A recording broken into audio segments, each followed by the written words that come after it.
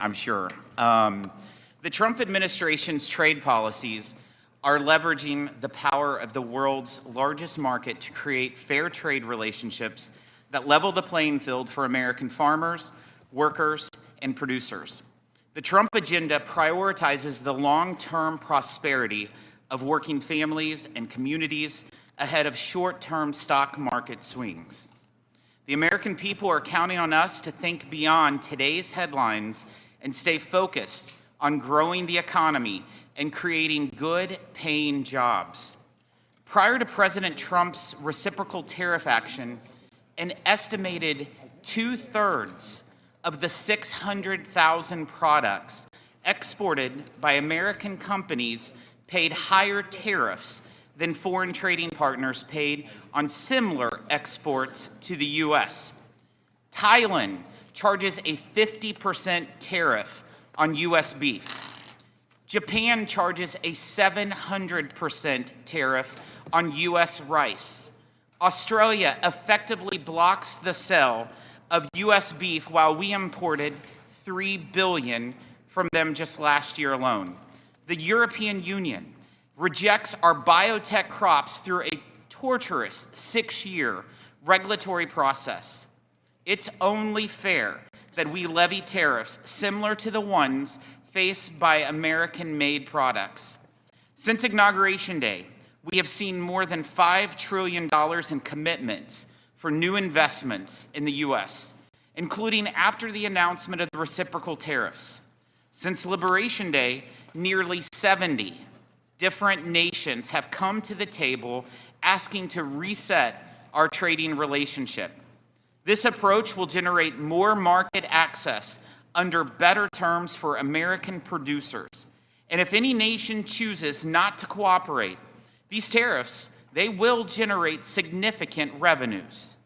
Based on President Trump's tariff policies, so far, it seems conservative to expect the U.S. to collect hundreds of billions of dollars in additional tariff revenue each year.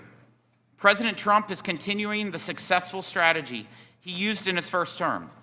Tariffs brought China to the negotiating table for the Phase 1 agreement, which has netted $40 billion in annual tariff revenue paid by importers from China and increased fairness for American producers. Other agreements, like USMCA, opened markets for American-made products and ensured fair treatment for our workers and businesses. An America-first trade policy is needed now more than ever. America ran trillion-dollar goods trade deficits all 4 years under Biden. Previously, America has never run even one year. We ran a $32 billion agriculture trade deficit last year. Under President Trump's first administration, we had an average annual agriculture trade surplus of $5 billion. The Biden administration failed to counter China's moves to reorder the global economy around Beijing. Failure to assess whether China was adhering to the Phase 1 agreement meant the agreement was never truly enforced. The Trump administration is reviewing potential violations of the agreement, as well as exploring Section 232 and 301 investigations to further address unfair trade barriers ripe for enforcement actions. President Trump has made good on his promise to tackle China's abuse of our trade laws and ended its access to the de minimis privilege. The administration's actions mirrored committee legislation passed last year to crack down on the instance of China's trade abuse, and President Trump has now set in motion a process to end the de minimis privilege globally to improve trade enforcement. The Biden administration had to be dragged into fighting Canada's denial of market access to our dairy farmers and Mexico's similar treatment of our corn farmers. The Trump administration will enforce trade agreements to benefit farmers and ranchers. Strong enforcement should be complemented with trade relationships that respect American workers and manufacturers. President Trump's tariffs have set the stage for the United States, to negotiate from a position of strength. I fully anticipate more nations to come forward to reset their trading relationship with the United States. I represent an agriculture and manufacturing region under unfair trade policies. We've had factories shut down and lay off people in our district. The Dana Corporation, an auto parts company in Cape Girardeau, closed, killed 440 jobs, and shipped them to Mexico. A Briggs & Stratton factory where my mother worked in Rolla, Missouri, closed, killing 450 jobs, and shipped them other places.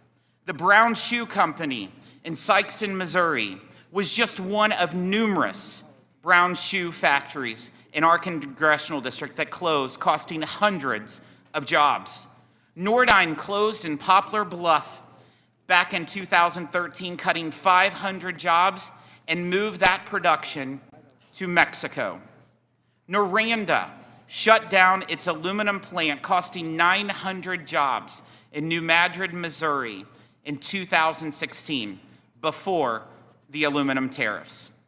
I could go on, as could every member on this dais, changing course and undoing the damage caused by years of unbalanced trade relationships won't happen overnight. President Trump's economic agenda, from tariffs to tax relief to deregulation, is about making it competitive again to build, manufacture, grow, and produce in America. I look forward to working to change our trading relationships to a source of our nation's economic strength and revenue, not a source of decline and dependence. Thank you for coming before the committee, and I look forward to hearing your testimony. I'm pleased to recognize the ranking member, Mr. Nill, for his opening statement. Thank you, Mr. Chairman, and I want to thank you, Ambassador Greer, for being with us today. There's a new political caucus, as you know, that has been formed in this town. It's called Republicans for Tariffs. This is the first time that we've heard them ever embrace tariffs. And I might point out that Liechtenstein doesn't stand a chance.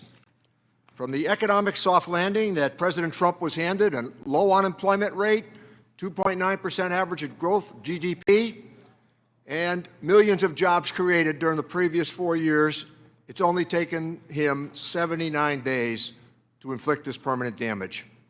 Recession odds are getting higher by the day. We are following the largest tax and tariff hikes in decades. The average family will confront about $3,800 in new costs. Look at one's 401k, retirement savings, education plans, new home and auto sales been wiped out. The layoffs continue, and the plant closings that the chairman referenced today are continuing as well. Trillions of dollars have been lost just in the last week. The National Review and the Wall Street Journal, hardly left-wing publications, have both warned against the tariffs, and National Review saying today it's time for Congress to assert itself and end this trade war. Last night, the president said he's now coming for higher drug prices. Between the cuts they've planned to our programs at lower cost and the rising prices of these tariffs, their giveaways won't make a dent in the higher cost our colleagues have planned, apparently, for the American people. The Wall Street Journal editorial board said it best: this is the dumbest trade war in history. It's not only dumb, it's unconstitutional. It started with the Trump administration's unprecedented opposition and imposition of emergency tariffs on two of our closest allies. You and I, Mr. Ambassador, know something. We negotiated USMCA. It was a good deal. 195 Republicans voted for it. 196 Democrats voted for it. It was a real negotiation, coupled with the fact that it is to be reviewed next year. Instead, we're now imposing tariffs on two of our longtime friends and neighbors. The president has given himself delegated powers under the International Emergency Economic Powers Act, IEPA. It's not a blank check for this president or any president to utilize without congressional assent. On April 2nd, he stretched it even further to self-delegate more emergency powers. Now he's defying economics and attempting to convince people that the trade deficit that we've had for the last 50 years is suddenly an unusual and extraordinary emergency. I've had the highest regard for USTRs. I've worked with all of them during my time on this committee. I know what they really think. But whether we or you think that this trade deficit is a concern or not, most serious economists say it is. It's clear that it does not meet the definition of an emergency statute. Republicans in Congress are missing in action, afraid to speak up, knowing that they've never embraced tariffs as an economic suggestion. I could never have imagined witnessing this as our Republican colleagues act as though nothing is happening. The Constitution clearly vests trade authority in Congress, and the powers that have been delegated to the President and USTR over the years remain paramount. But the constitutional arrangement has always been based on trust and adherence to the law, and we've had a lot of trust with USTR over the years. That trust is now fractured and on the verge of being permanently broken. I've heard your defense of tariffs, and I expect we'll hear more today. We don't object to all tariffs. Targeting tariffs, the threat of tariffs, it frequently can bring about an outcome that is negotiated and desirable. But to raise prices on the American family and to kill our own exports is unacceptable. Starting a trade war with every other country at the same time is bad strategy, and driving away allies that have stood with us for decades. None of us on this side of the dais understand it. The courts will often see these trumped-up emergencies for the pretext that they are, and eventually will declare many of them to be illegal. Trade policy should return to serving America's interest and being consistent with the law and, indeed, our Constitution. The people cannot afford more amateur hour undertakings. Trade policy needs to move back into the hands of Congress for real negotiation the way it was intended. We can begin by restoring some of that trust that has been so badly damaged in the last week. Mr. Ambassador, we want to work with you on these trade agreements. Closing the doors to America is not sound policy. It can be fixed, but it's going to take putting the rule of law over ego and greed. I yield back my time, Mr. Chairman. Thank you, Ranking Member. Today's sole witness is the United States Trade Representative, Mr. Jamieson Greer. The committee has received your written testimony, and it will be made part of the formal hearing record. Ambassador Greer, you have 5 minutes to deliver your remarks, and you may begin when you are ready.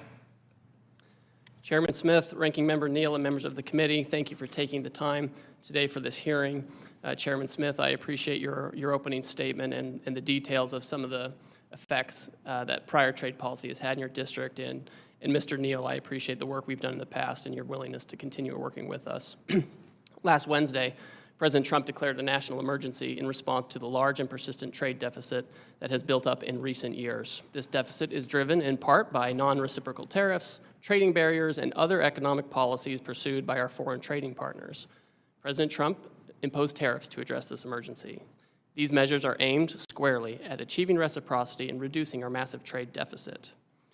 This national emergency declaration and tariff action is the most significant change in U.S. trade policy since we allowed China, unfortunately, to join the World Trade Organization. The American working class, in particular, has suffered concentrated losses from the so-called China shock and other adverse effects of past trade policy and the conditions that give rise to our massive trade deficit. The United States has lost 5 million manufacturing jobs and 90,000 factories since 1994. President Biden left us with a $1.2 trillion trade deficit in goods, the largest of any country in the history of the world.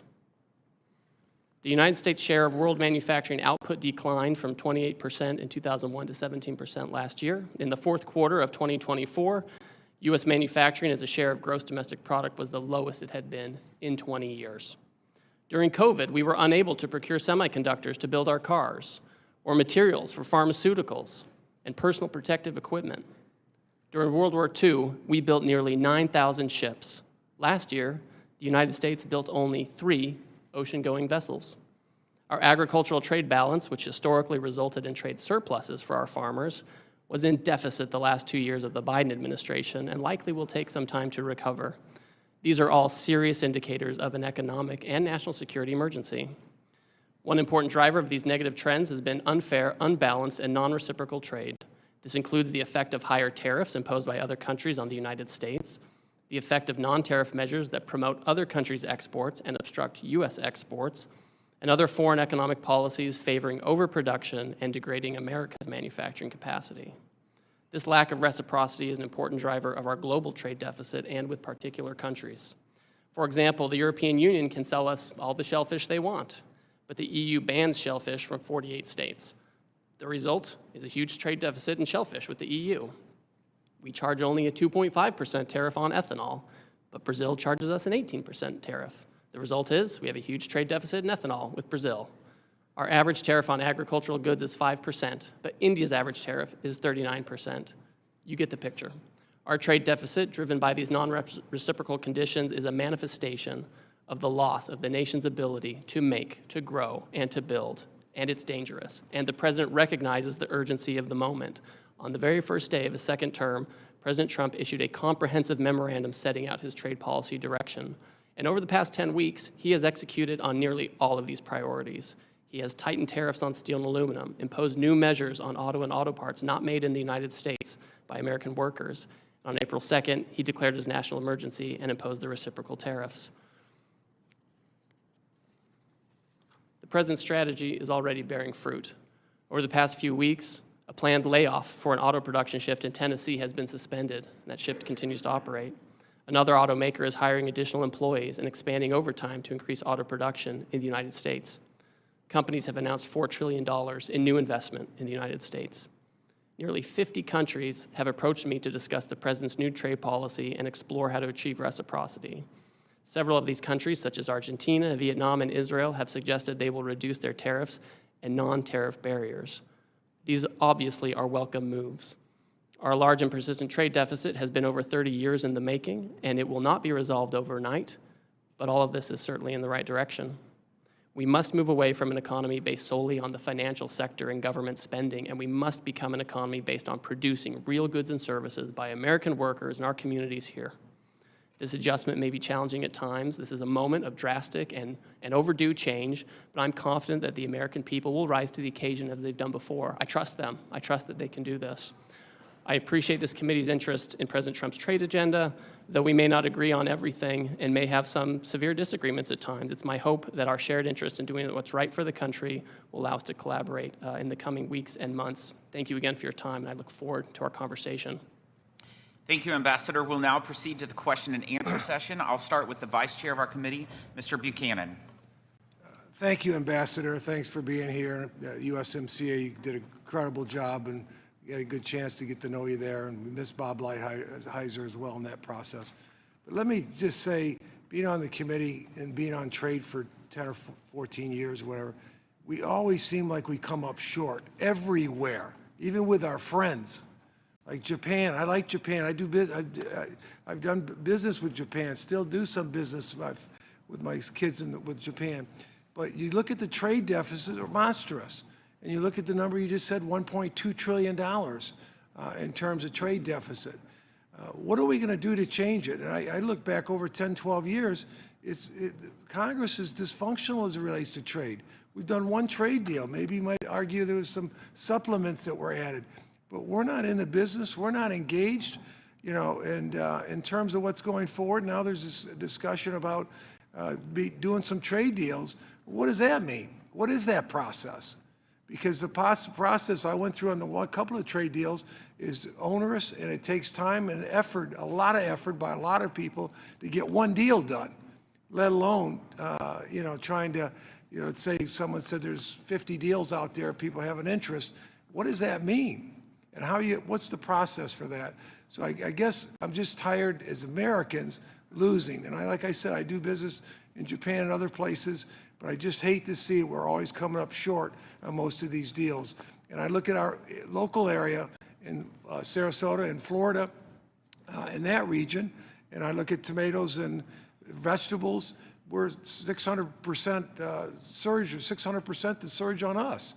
And we come up, and we've talked about that. We worked on that, last couple of 3-4 years. And it's there. Everywhere you look, we're short.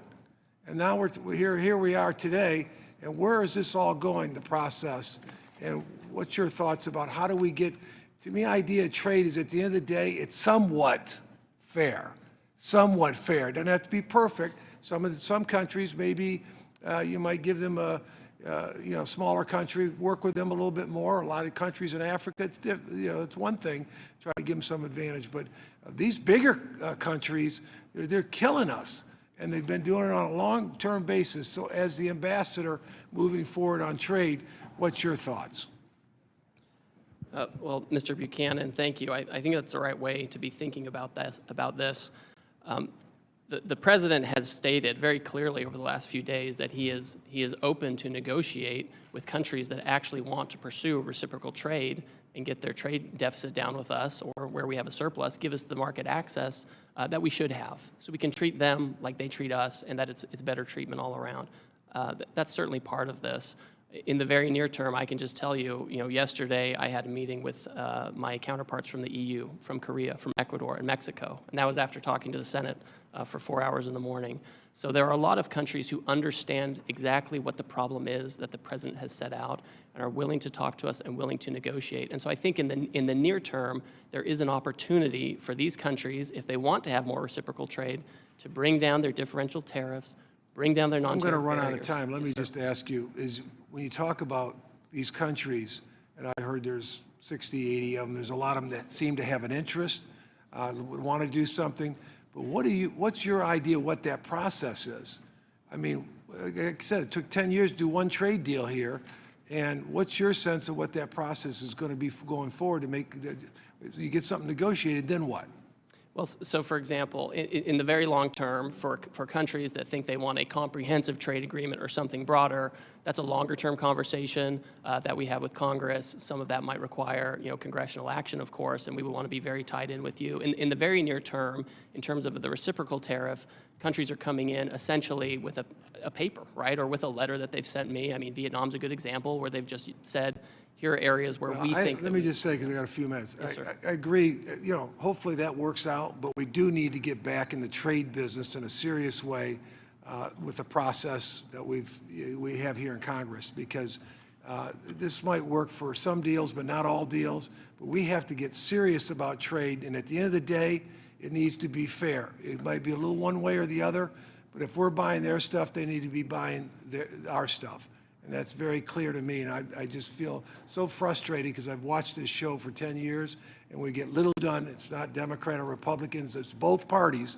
We don't take the initiative on these fronts. Thank you, and I yield back. Thank you. Thank you. I recognize the ranking member, Mr. Neal. Thank you, Chairman. Mr. Ambassador, you, your predecessor, Bob Lighthizer, and Catherine Tai, the eventual USTR, worked with Congress on USMCA. We had priorities. House Democrats worked with you to come up with what was a pretty good trade agreement. Again, almost universally supported in the House and the Senate. We had our priorities: intentional enforcement loopholes, addressing access to medicines, improving labor and environmental standards, and more. We included novel sunset provisions to give all sides a predictable and fair way to reflect, and if needed, course correct in the trading relationship. Now the President has imposed global tariffs with purported objectives of leverage to negotiate new trade agreements. Are you seeking to negotiate comprehensive trade agreements that address the range of labor, environmental, and corruption concerns? Or is it to seek leverage in the future of addressing these trade deficits in a more unbalanced or arbitrary manner?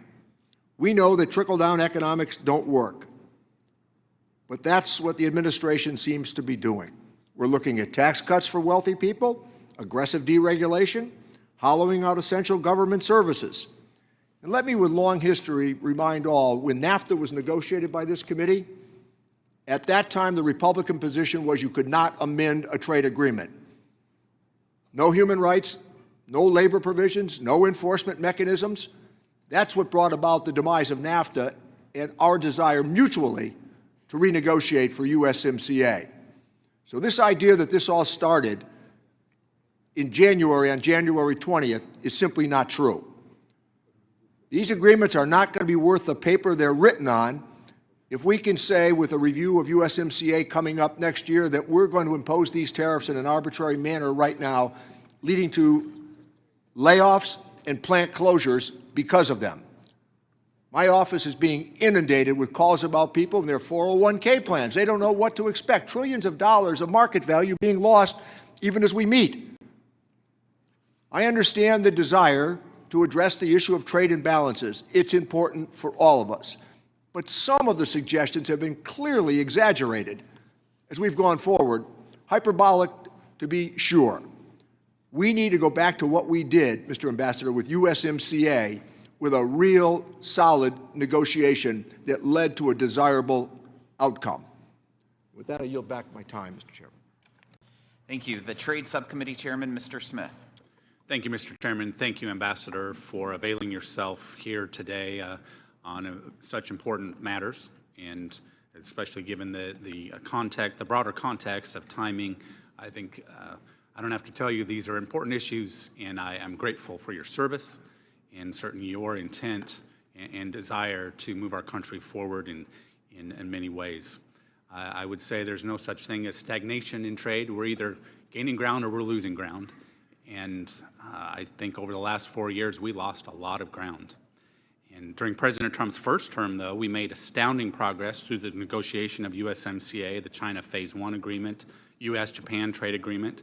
These efforts unlocked new markets, strengthened supply chains, and empowered cooperation with important partners. Over the last 4 years, however, the Biden administration's trade agenda veered from slow-walked complacency to non-binding frameworks. Let me be very clear. The world was watching then, as it is now, and it was watching as digital trade barriers, which disproportionately impact American companies, were built while USTR actively withdrew from digital trade negotiations at the WTO and in the Indo-Pacific. The world was also watching as a growing number of countries blocked market access for American agriculture with no scientific basis, and as the previous administration let negotiations with the UK and Kenya simply fade away. This was particularly concerning given Kenya stood to set an example for other AGOA beneficiaries which are capable of negotiating their own bilateral reciprocal agreements. Consumers, producers, manufacturers, service providers, and our partners expected more. I'm encouraged by the growing list of countries seeking trade negotiations with the United States, including the UK, India, Japan, and South Korea. I am encouraged to also have you as USTR leading these discussions. It's clear President Trump has the world's attention, and it is up to his negotiators to ensure any agreements reached tear down the barriers affecting America's farmers, ranchers, and workers. While I do not expect perfection in the short term, we must find common sense solutions which level the playing field for our exporters, ensuring they receive fair treatment we have offered foreign partners, often unreciprocated, for too long.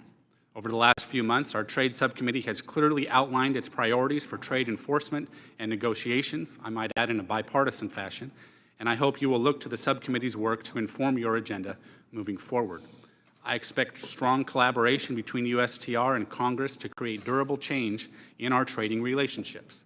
During President Trump's first term, he teed up the agreements with the United Kingdom and Kenya. I am eager for these agreements to be brought to fruition.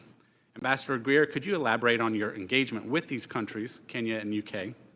How would you say you are ensuring our partners understand what progress is needed? Thank you, Congressman. Over the past month, I've had a number of conversations with my counterpart in the United Kingdom. We've talked about non-tariff barriers in the UK. We've talked about ways to collaborate on technology. We've met frequently in person. We've had phone calls. We've had virtual meetings, and we've discussed how to move the relationship forward on an economic basis. I've certainly expressed my concern that UK has barriers, especially in the ag space, that are very important for us. So that's been made clear to them. But those discussions are on a good footing. With Kenya, I also had my counterpart, the trade minister from Kenya, in town last week, and we sat down in my office. We had a good talk, and he said that he wanted to engage with the United States. He understands our concerns, but he also understands the need to move forward. It was a very fruitful conversation. I look forward to speaking with him again. He wants to work with us. They want to have some kind of agreement with us. Okay, thank you. I want to say that USTR is a very lean, agile, and effective agency. Simultaneous negotiations with 50-plus countries would require significant bandwidth and expertise, as I'm sure you're aware. The chief IP negotiator, a role which has never been filled, and the chief ag negotiator are positions that Congress created in statute to ensure relevant issues important to the American people are addressed. When would you anticipate the President will nominate these positions to fill these positions? And in the meantime, how is USTR responding to the influx of requests and prioritizing negotiations? So, Congressman, we have a couple of my deputies who have already been announced, and they're doing their rounds on the Hill or about to. We have an ag negotiator and a second deputy who are pending announcements. We're very close on that, so we're happy about that. In the meantime, the nature of these negotiations, the other countries know what the trade barriers are that we're talking about, and we're moving very quickly. We're meeting every day with several trade ministers from other countries.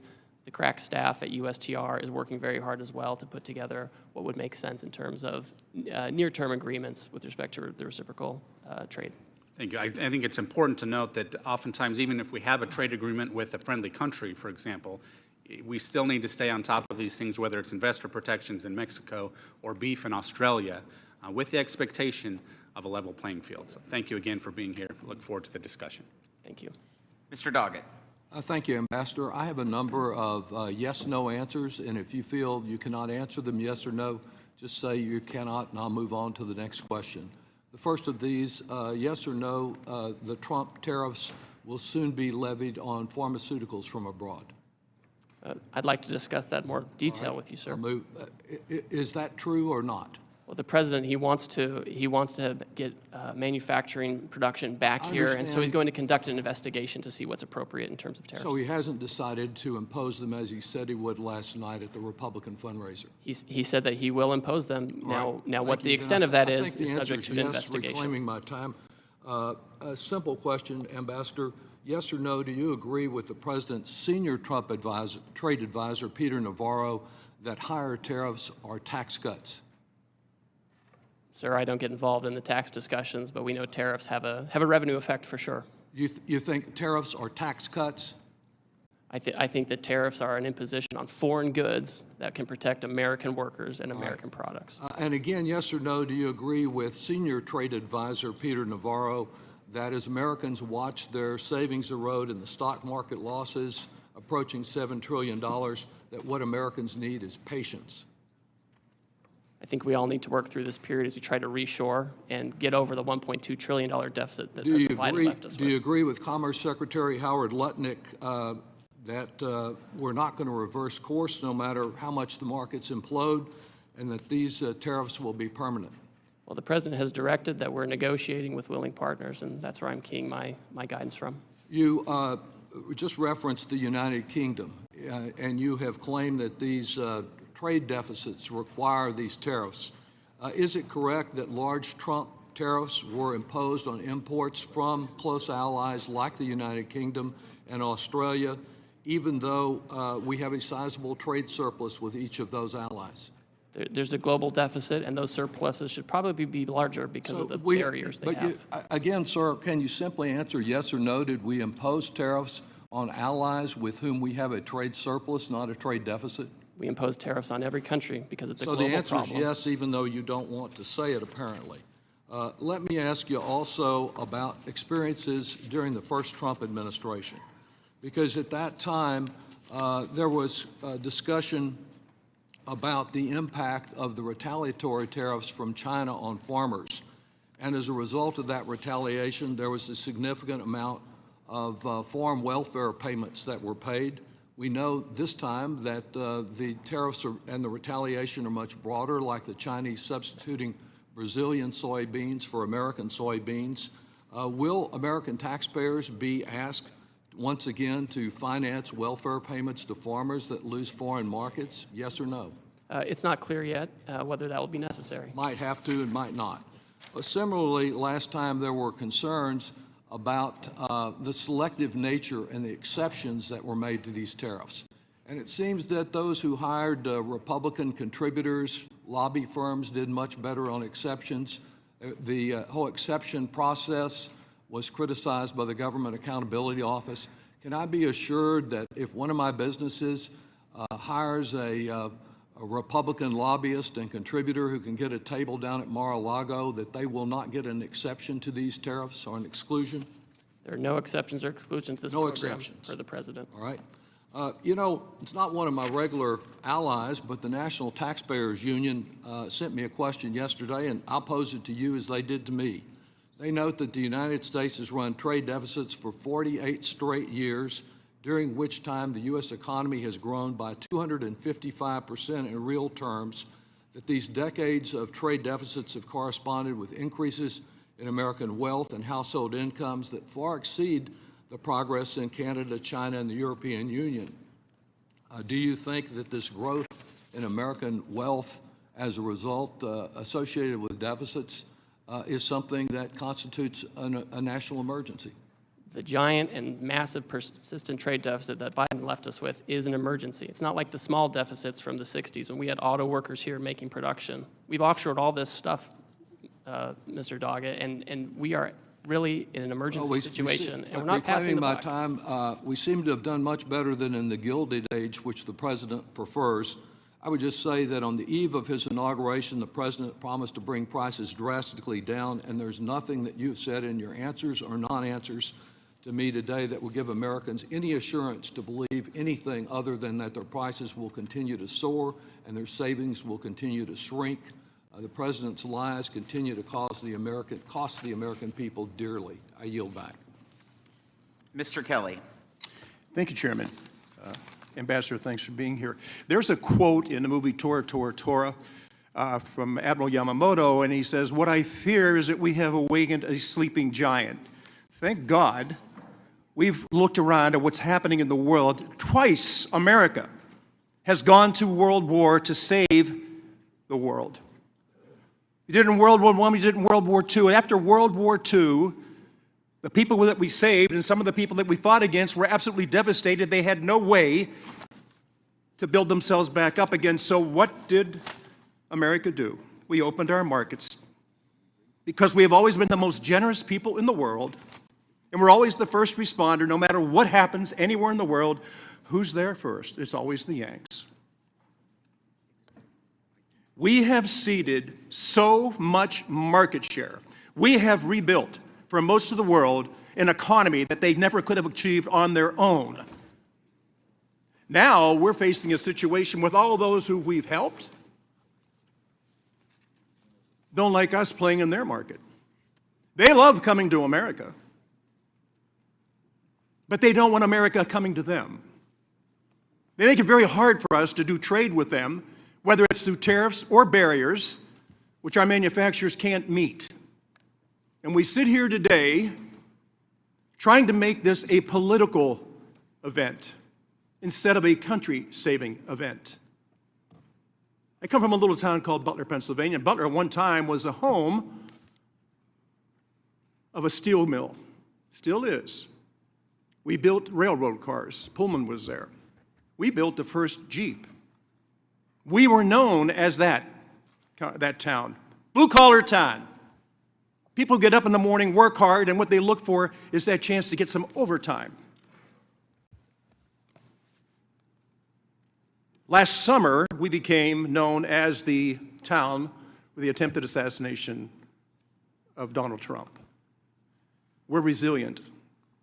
We always bounce back. We always will bounce back. And I got to tell you, I have some statements from the people that actually work every day, get up and go to work, and they're looking at a market that they are constantly losing market share in, and they wonder, who is going to stand up and do something? Who's finally going to talk about the real problems in America and quit talking about the stock market? Stop talking about all these other things, because I've watched it go up, I've watched it go down, I've watched it go sideways, I watched it where some people say, I don't like to play in that because I don't understand how it works. Here's the one thing I do know, and you know it too. It's all about work. It's all about market share. Jamie Sychek from UAW 3303, we were in a dire situation, not because of foreign competition. That hurt us a lot. We went from a steel plant that were 7,000 people down to there's about 1,300. We produced something called grain-oriented electric steel, the only producer of that product in America, and we were in danger of losing it because we had an administration that had a blind eye and a deaf ear to what they were giving up. Also, Jim Winnings, who operates a factory down in Mars, Pennsylvania, shares his view with me about how much market share they've lost. So I'm amazed when we try to turn this into a political battle and not a USA saving grace battle where we finally wake up. And just as Admiral Yamamoto feared in World War II, all we have done is to awake a sleeping giant. We have given away so much of our market and been denied access to other markets. We are the first responder every time something goes wrong in the world. I would just like to see the world treat us with the same respect as we have treated them. Level the playing field. That's all the president's asking for. Level the playing field. Don't make it impossible for us to play. Don't tell us, yes, you can come here as long as you meet these standards, knowing that the standards they've set we can't meet. Yet we still allow them to come in. I sell Chevrolets. I sell Hyundais. I sell Kias. I sell Toyotas. And I sell Mitsubishis. People say, why is it that you have to do that? I said, to make payroll. Most of these companies have factories in the United States, and they have come here to help build, not to tear down with American workers. I really applaud what you're doing. I applaud the President of the United States for having the backbone to stand up and fulfill a pledge that others have made before him. They've stood on the floor of the Congress and talked about this and railed about what's happening to our markets and done not a damn thing about it. He stands up into a stiff wind and says, it's going to hurt for a while until we get back to where we need to be. It's always should be America first, and anybody that doesn't think that way, please tell me what the hell country you think you're going to take your wife and your kids to and your grandkids to. There is no other place in the world like America, and we have been so generous and so welcoming, and as I said earlier, we've saved the world twice. Now it's time for us to say to the world, if you want us to be the first responder, you can't keep stealing our market and not allowing us to play in yours. Ambassador, you've got a hell of a task in front of you. The biggest task you have is this has become a political agenda and not a saving the United States of America. America first, please, for everybody. I am red, white, and blue. I could care less whether you're a Republican or a Democrat. Just wake up and understand that we cannot stand to lose any more market share, and we better be tough on this one, or we turn our backs on the future. And I've got 10 grandchildren. They're relying on me to stand up, and hopefully other members of this committee will do the same thing. This is not about tearing Trump down. This is about building America up. Thank you. Okay. Mr. Thompson. Thank you, Mr. Chairman. Mr. Ambassador, thank you for being here. I believe in our great country. I love our country. I put a uniform on and served in combat for our great country. And I'm not here to talk about politics. I'm here to talk about policy, trade policy today. And both the chairman and the ranking member talked about the USMCA. I was honored and privileged to be on that negotiating team when we negotiated that bill and was signed into law by President Trump in 2019. And at the time, the president said it's the best trade deal ever. And I'd like to submit this article into the record explaining what he said. Without objection. Now the president is shredding that deal, creating chaos in the world economy. The numbers speak for themselves. $3,800 higher prices for American consumers, 900 laid off U.S. auto workers, trillions in lost retirement savings, tens of billions in lost agricultural sales for farmers. The Trump administration says that the tariff taxes will raise $6 trillion over 10 years, which would be the biggest tax increase in our history. The message coming out of the administration isn't at all coherent. I'm having trouble, my constituents are having trouble understanding this. He puts a tariff on some 180 other countries, no tariff on Russia or Belarus or North Korea, and he's putting tariffs on UK, Ukraine, France, an island that only has penguins on it, but not a country that is clearly working against us and we have a trade deficit with.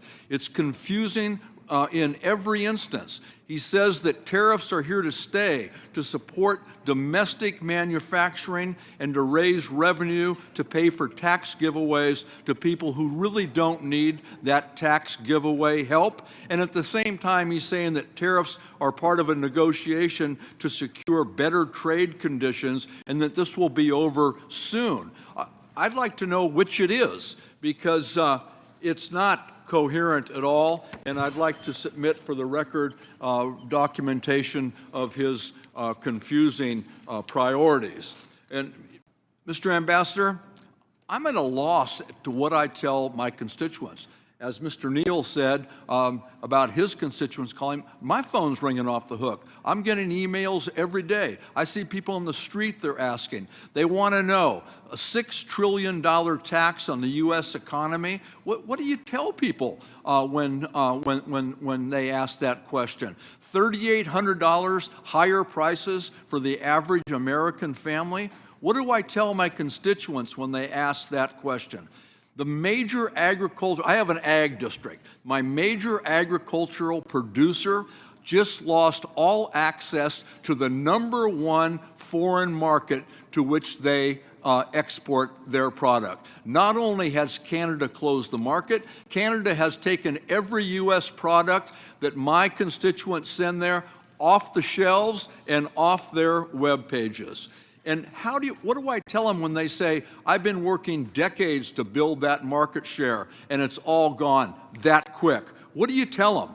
What do I tell my constituents who say, I have a container that it's already paid for of products coming in, and I will not be able to afford the tariff when that container lands? What do I tell my constituents who say we've lost trillions of dollars in our 401ks? How do I make that up? What do I tell my constituents when they say my kids are getting ready to go to college and my 529 is in the dumps? How am I going to pay for my kids' education? Wait, things are going to get better? Their kids are going to school now. They can't wait for stuff to get better. And pharmaceuticals, we had a hearing in the subcommittee yesterday on pharmaceuticals. And this tariff war is pricing pharmaceutical consumers out of the market. A 25% tax or tariff on pharmaceuticals? How are my constituents going to be able to afford their medications? This doesn't make any sense. This is an unprovoked tariff war that's costing us a lot of money with no confusing answer as to what we're doing, where we're going, or when we're going to get there. I yield back. Mr. Schweikert. Thank you, Mr. Chairman. Mr. Ambassador, just so I can clear my head, what's our trade balance with North Korea? I don't think we have any trade. There's an embargo. A lot of those countries have embargoes already. And that's so the rhetorical thing of you didn't tariff these countries, that we don't trade with them. But there's the problem is, sometimes our rhetoric doesn't have any basis in fact. Mr. Ambassador, the folks sitting behind you, is this your team? This is our congressional staff who's been up meeting with all your Okay, so that's congressional staff. Where I do have a concern, let's say both the left and the right, we agree we want to move as much robustness back to the United States. Whether it be a manufacturing renaissance, whether it be in the service industry, those things. Okay. When you're doing your formulas, when you're advising the White House, others, do you spend some time on infrastructure issues?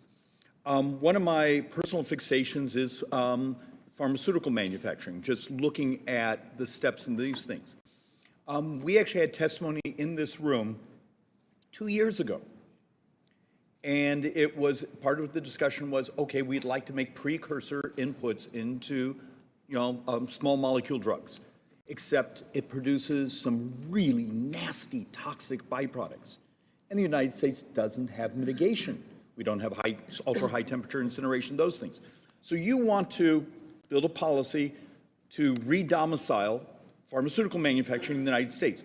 Do you, with your staff, say, oh, but guys, we don't have the infrastructure mechanics to deal with the byproducts, the EPA permitting process to actually get the permits?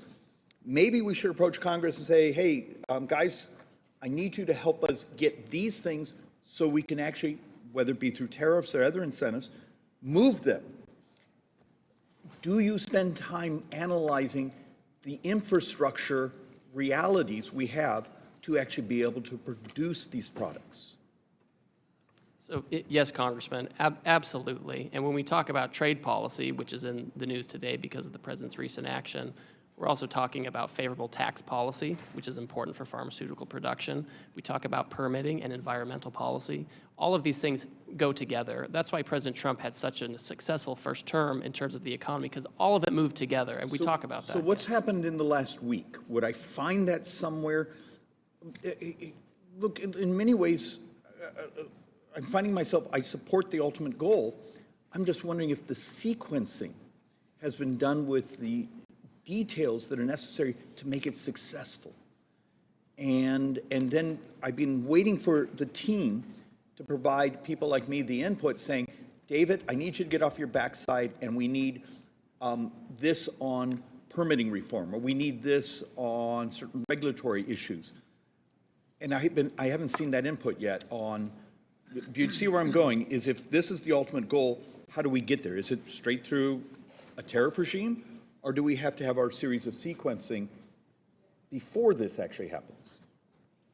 I think we certainly would welcome Congress supporting the reshoring of manufacturing. I think, unfortunately, during the last administration, we saw a lot of studies by the Biden administration about how to reshore pharmaceuticals, which is valuable. But we could kind of do studies for years and years and never reshore this. So you have the information, so you have the studies, so you know what we need to do. And the president can do what he can do, right? He doesn't have the power of the purse, but he can create incentives to drive people back, This is beyond manufacture sense. here. Even the infrastructure mitigation, it's not enough to say the company wants to get it back here in our country. They can't get the permit.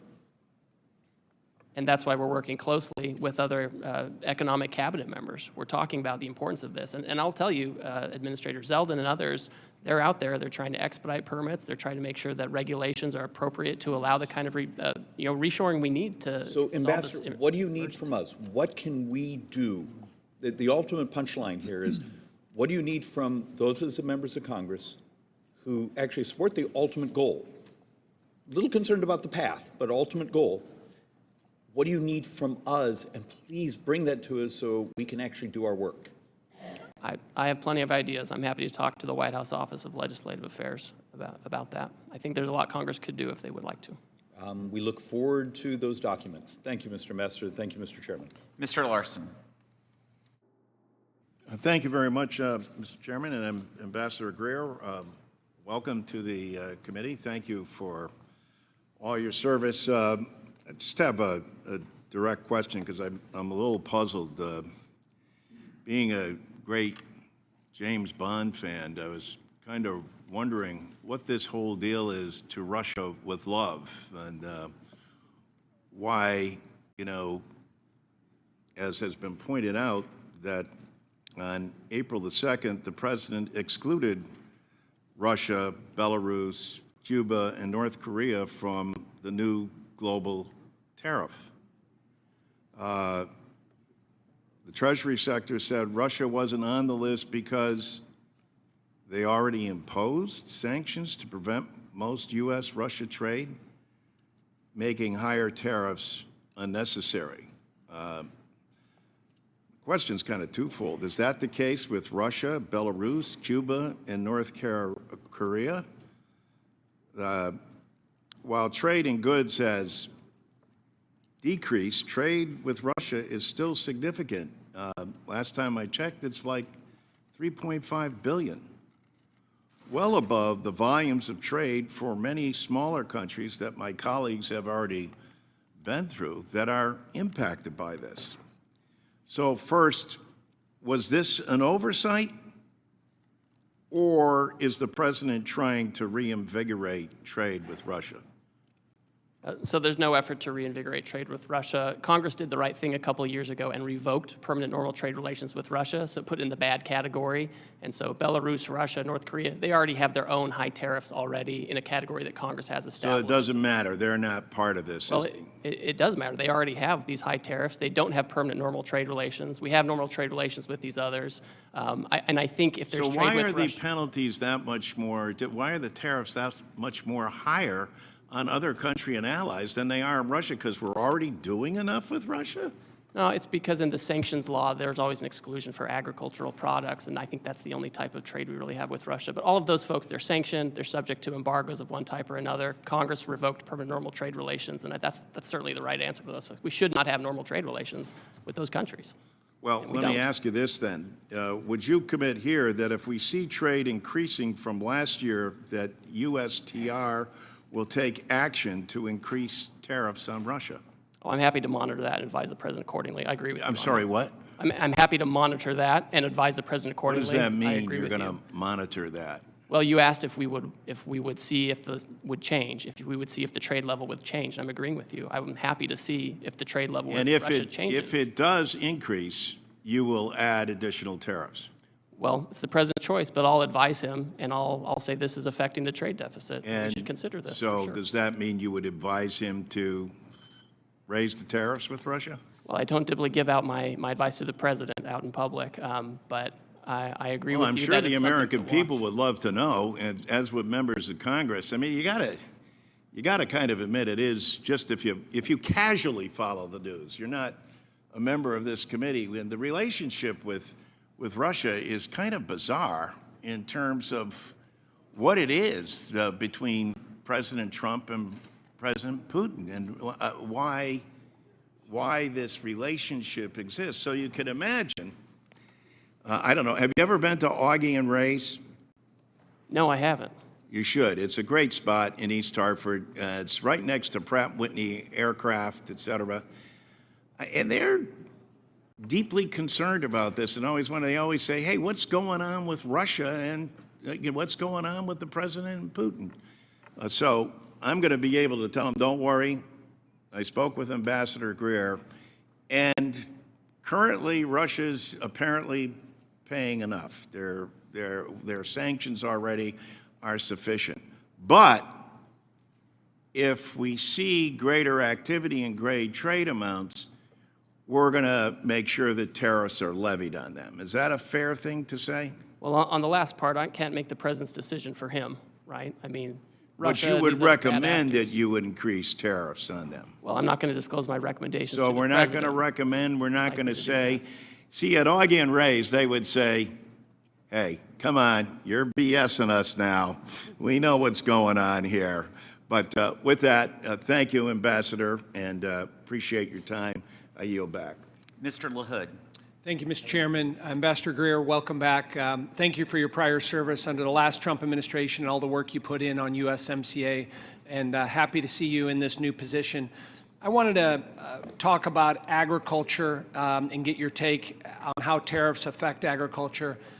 My district that I am proud to represent is the 10th largest ag district in the country in terms of corn and soybean production. The number one industry in the state of Illinois is agriculture. People are surprised by that. Illinois has led the nation the last 12 years in soybean production. We've been second in corn production the last 6 years. And in my district, we load up a lot of commodities on barges on the Illinois and the Mississippi River. They go down to New Orleans, they get offloaded, and they go all around the world. About 40% of the corn and soybeans in my district, again, go to places all across the globe. And so markets and customers are very, very important.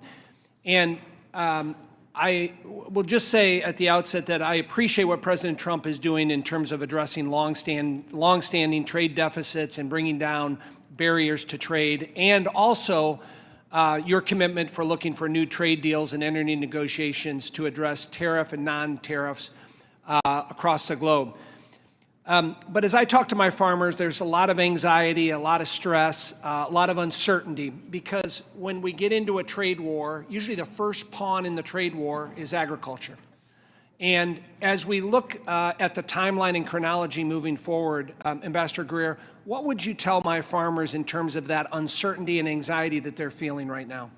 Well, the first thing to note is that almost all countries have announced that they're not going to retaliate against the United States. Obviously, we have China that has made its own choice. They've always given us a hard time. They've always limited our access over there, and they're doubling down on that path. That's an issue of Chinese agency.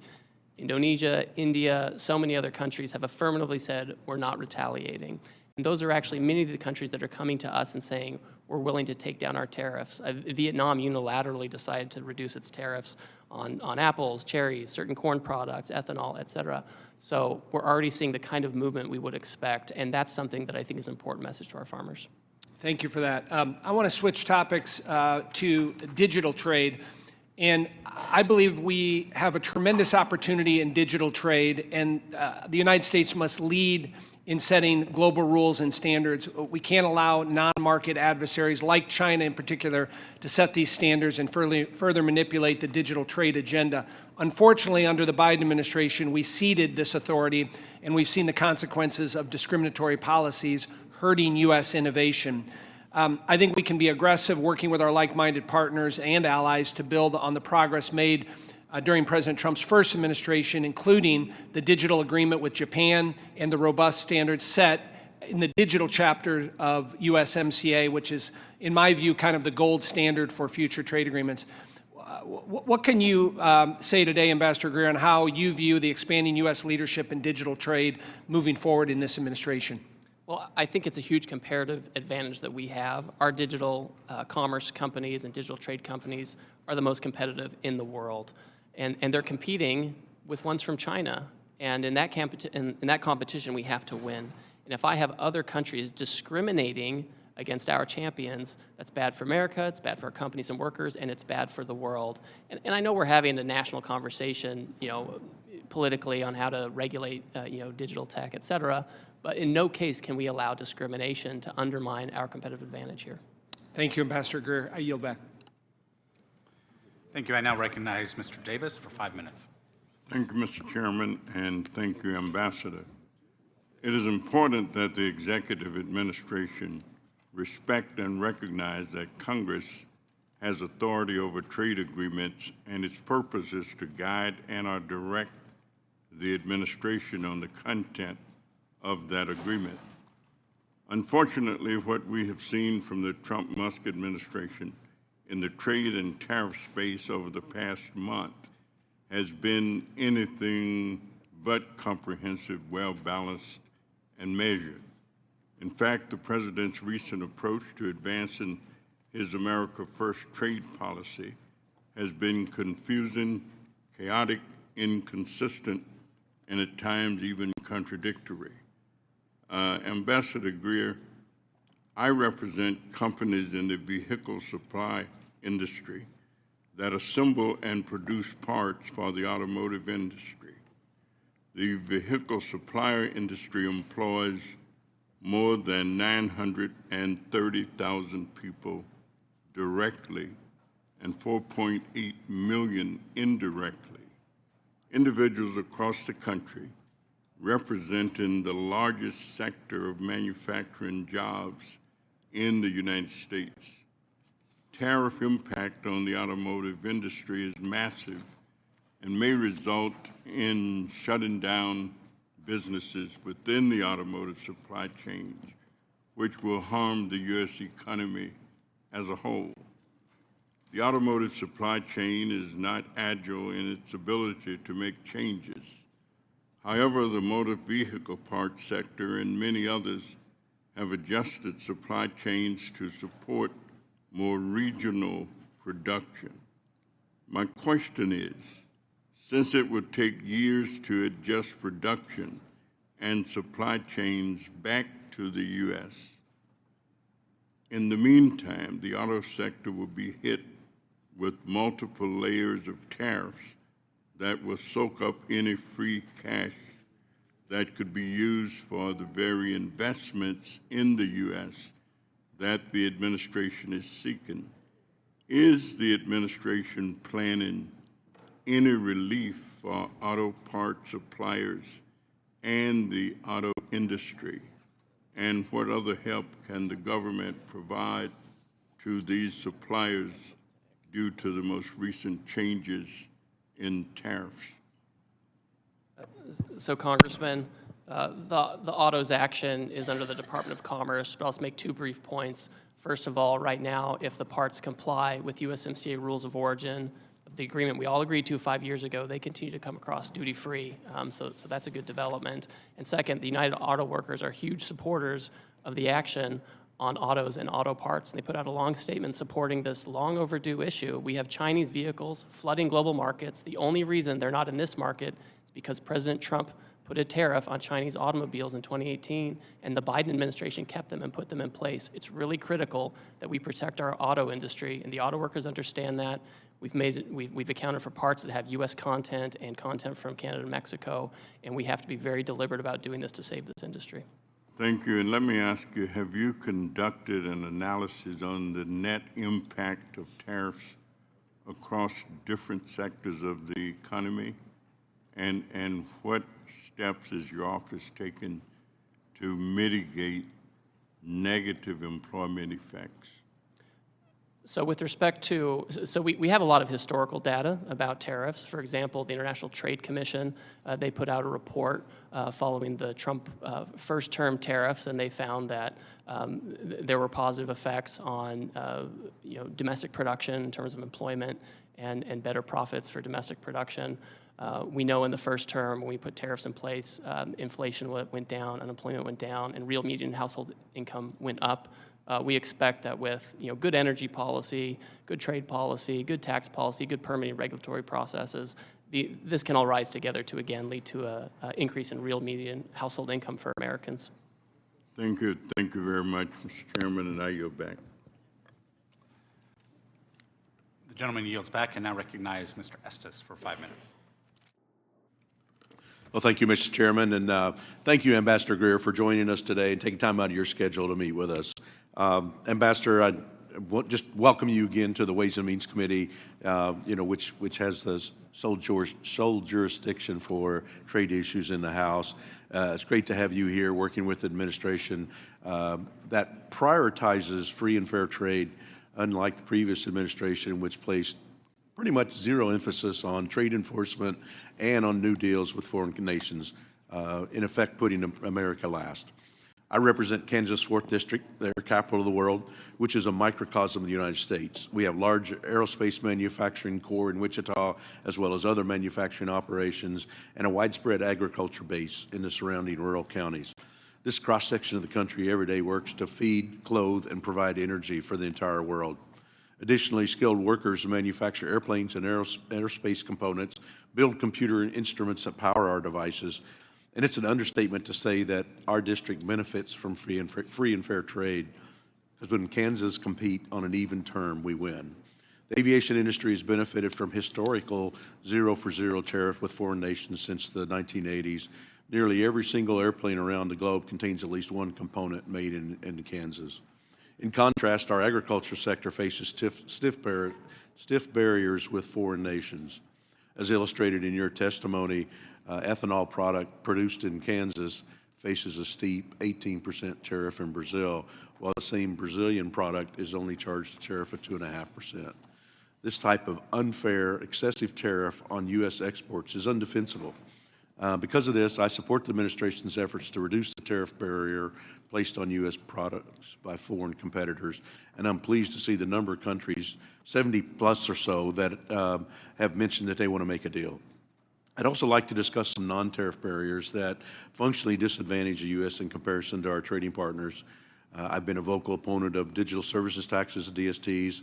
These extraterritorial taxes enacted by many countries, including France, Canada, and UK, are highly targeted on U.S. businesses and innovators. Many of my colleagues agree that DSTs are a revenue grab by countries that restrict technology, innovation, and envy American companies that are successful in this space. Additionally, in the recently released 2025 National Trade Estimate Report on foreign trade barriers, I was pleased to see the USTR include Germany's extraterritorial assertion of retroactive taxes, known as the Section 49. This law has been dormant for the past 100 years, but disproportionately targets U.S. businesses. These examples aren't from our adversaries, they're from our friends. And these are just a few examples of why it's so important to level the playing field and open markets for American manufacturers and producers, the very effort that you're trying to put in right now. Regarding Germany's Section 49, I believe reaching a resolution on this issue is important. In consulting with Treasury and IRS, it's my understanding that they've engaged with some affected taxpayers and German officials on this issue, but it's yet to be resolved. What's your strategy in terms of working on this issue with Germany, and will you work with me and my staff and the committee as we pursue a resolution for this issue? First of all, I always like talking to you, Congressman, because as you know, I lived in Wichita for 2.5 years and served at the Air Base when I was in the Air Force and had a child born there. So we have a nice connection there. I will work with Secretary Bessent on this issue with Section 49. I've had some good interactions with my German counterpart in the past couple of weeks, and we're happy to work with you on this to see what the best way forward is.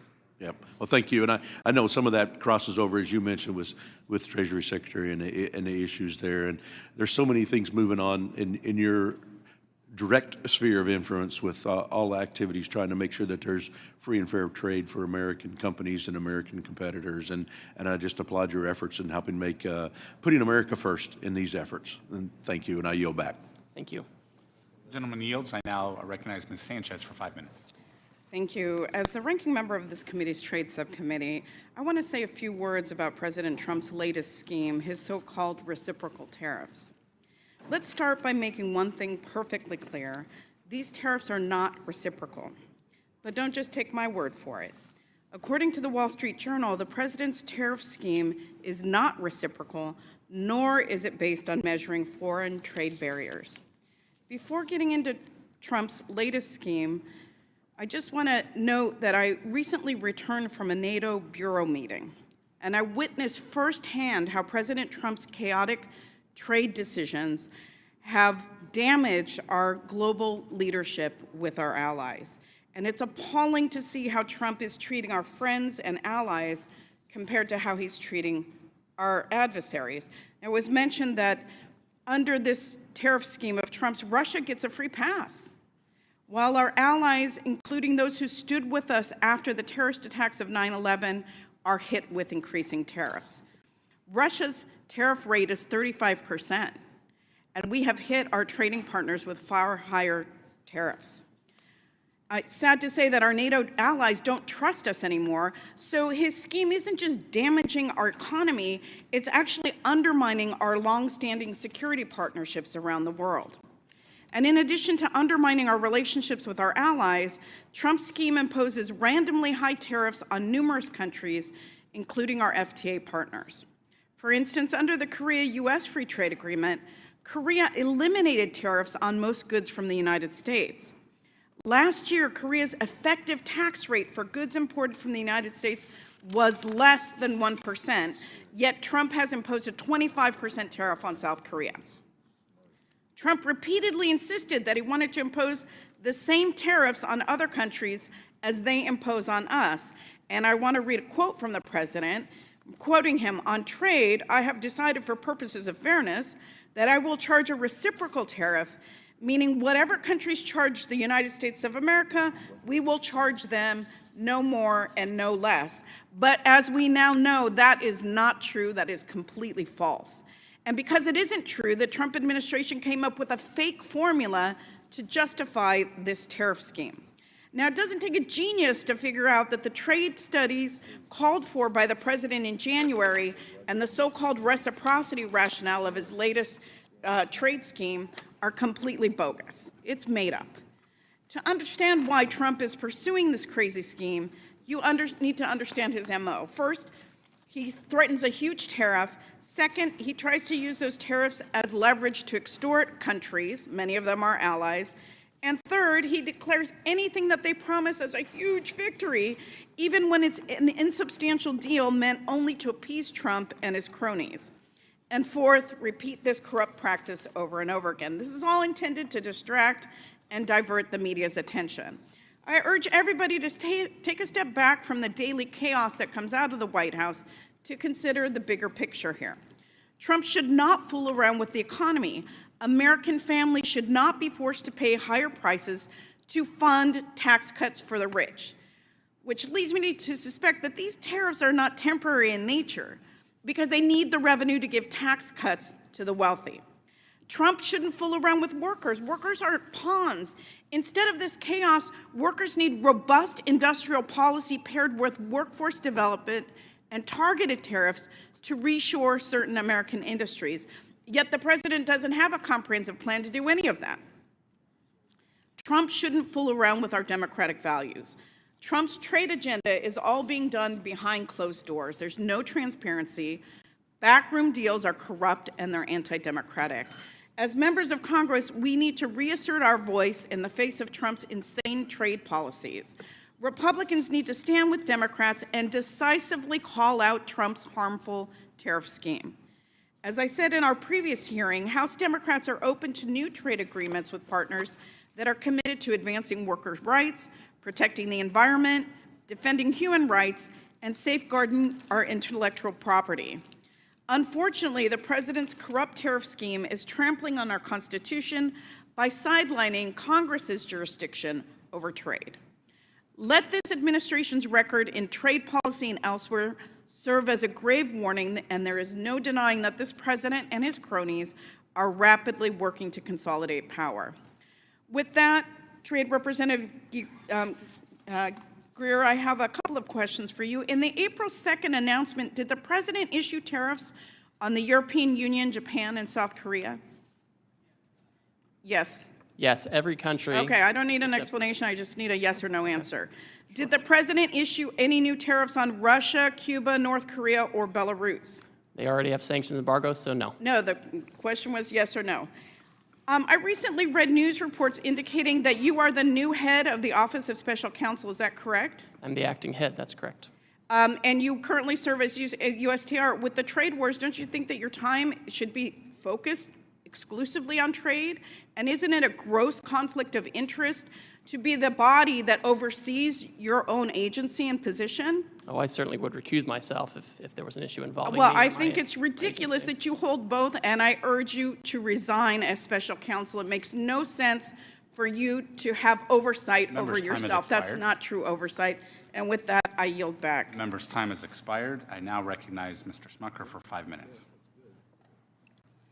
Thank you. Excuse me. Thank you, Mr. Chairman. Hello, Ambassador. I want to thank you for the work that you're doing, for the change that you're working to bring about.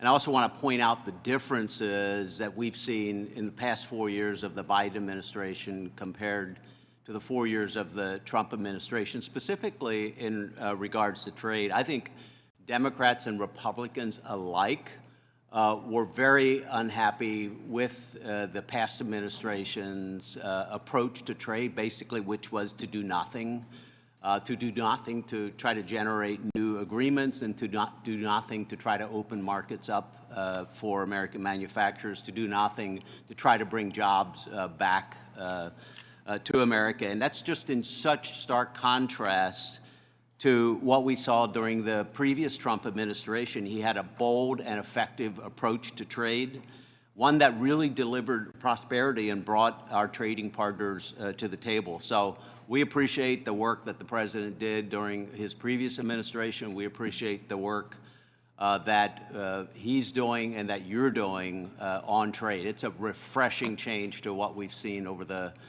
past 4 years. And we trust the president to get this right again. We believe that we're seeing already the impact when you have tens, I don't know how many we're up to now, but countries coming to the table that have for a long time had tariffs in place for our goods, but we weren't doing the same. And so the idea of reciprocal trade, I think, is a great one that I can tell you the American people in my district, business owners in my district, very much support, and they support the goals of this administration to bring back manufacturing jobs to the country, to bring back that investment in the country, and then to open up markets to our great American businesses. So I will also say this, many of those business owners who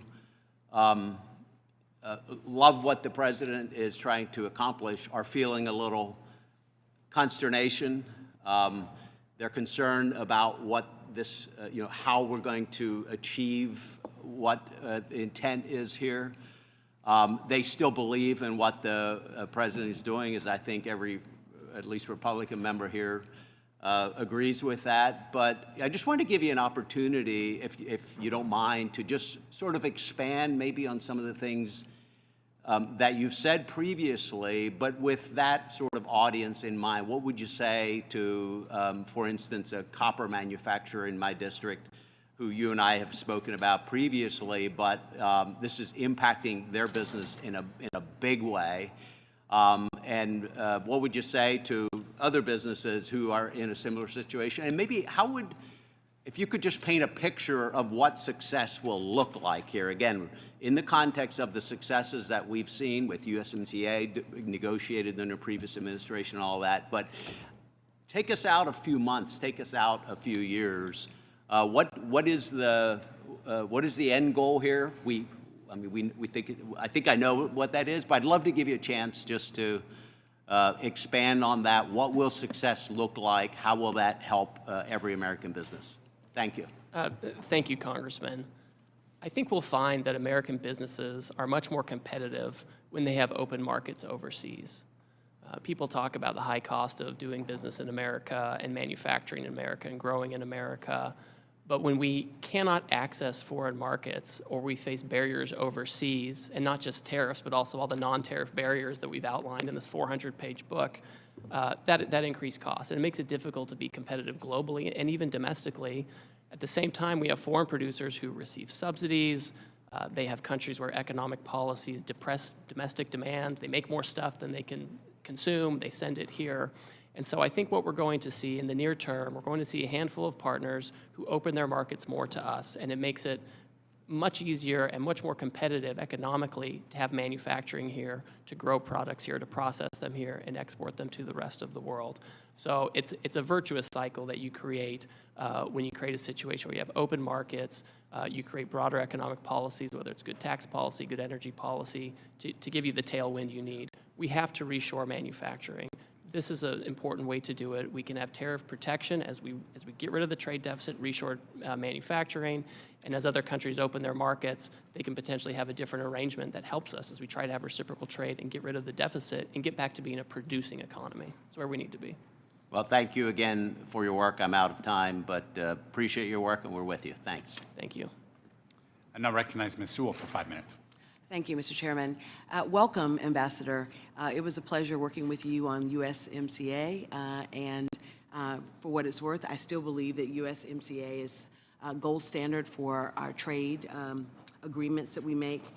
It was done so with Congress and the executive, and that should be the standard.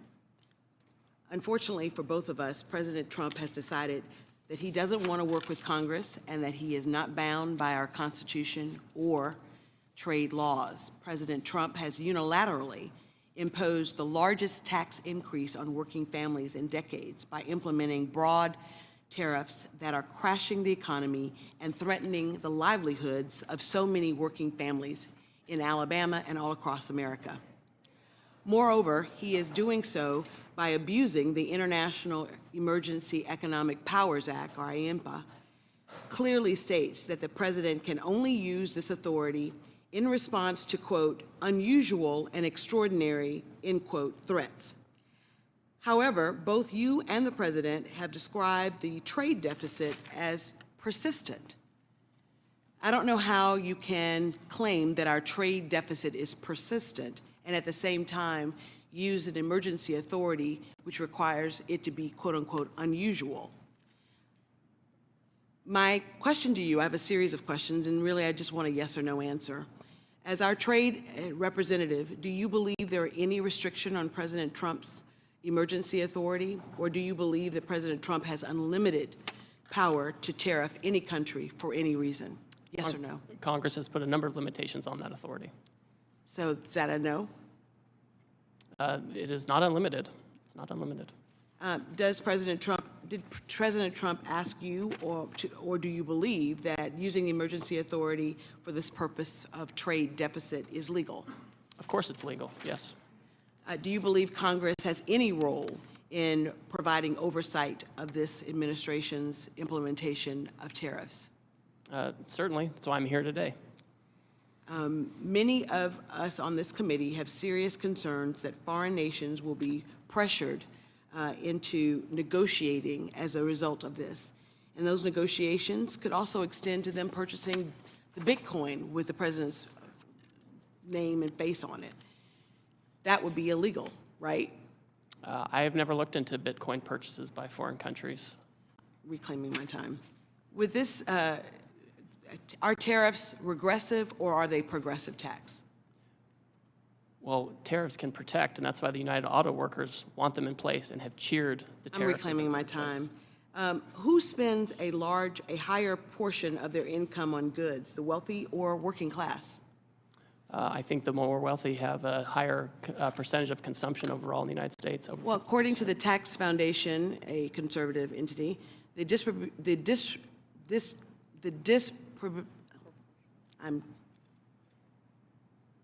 how things are distributed are more regressive and put a higher burden on lower income households more than higher income households. The top 10% of incomes account for about 50% of consumption.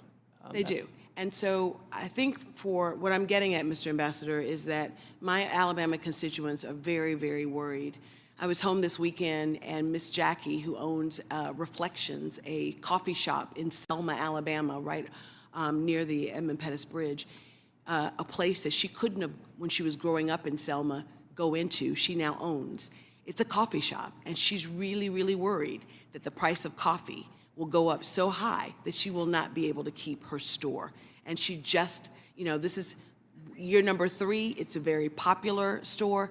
But in Little Selma, Alabama, where the price of coffee is already $5, $4.99, increasing it even more would shut her down. And so my constituents have lots of questions to me and to, and to this president with respect to why we are choosing to go down this path. His tariffs amount to the largest tax increase on those families. It's bad for Alabama farmers who are facing retaliatory tariffs. It's bad for consumers who will see prices skyrocket. It is horrible for those who are retired and depend upon their retirement to live, and seeing the stock market go out of control. So, sir, this is really dire for a lot of folks that I represent. Dire for a lot of folks that I represent. And we can't wait for things to get better. And so I really urge you and the president to think about the least of these, the most vulnerable in our society, and how they're going to weather the storm.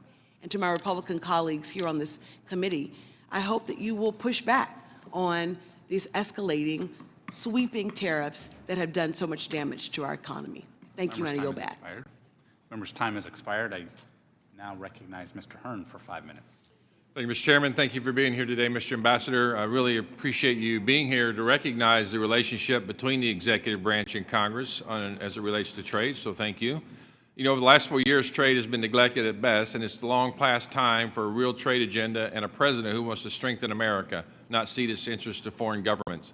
As a matter of fact, the American people elected President Trump in November under the premise that he would rebalance trade with our allies and others around the world to bring manufacturing back to the United States, to create high-paying jobs in America, make things in America. And as you just alluded to, it's been applauded by many people, including our great auto workers, as they talk about reconstituting those manufacturing jobs where they're needed most. You mentioned in your testimony that Israel is one of the countries looking to negotiate, and to my knowledge, they were the first to remove all tariffs for the United States. It is heartening to hear that our allies are coming to the table and taking quick action to remove trade barriers with the United States.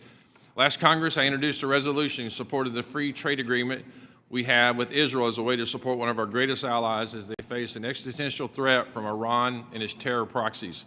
I appreciate President Trump's strong support of Israel, and I hope that this first step by Israel to move to a zero tariff policy will lead the way to an even stronger trade and economic relationship between our two countries. Trade policy should reflect not only economic interests, but also national security and ideological alignment. Strengthening relationships with allies who share American values is essential to reducing reliance on adversarial nations.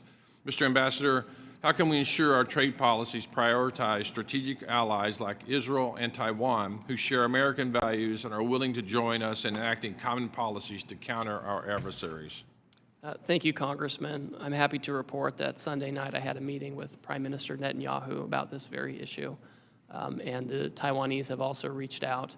So this is something where we're having close, high-level talks about how to move forward. I would also say, as we talk to our allies, we're encouraging them and hoping that they will align with us on things like export controls and investment screening to make sure that as we trade with them, we're trading in a way that increases our economic security and not just our economic growth. We know calculations are going on and into the reciprocal tariffs, include more than just tariffs other countries place on the United States. And as you're undergoing negotiation with our allies, is the President and your office taking into consideration things like export controls, as you just mentioned, foreign military sales, foreign direct investment as it relates to their relationship with the United States?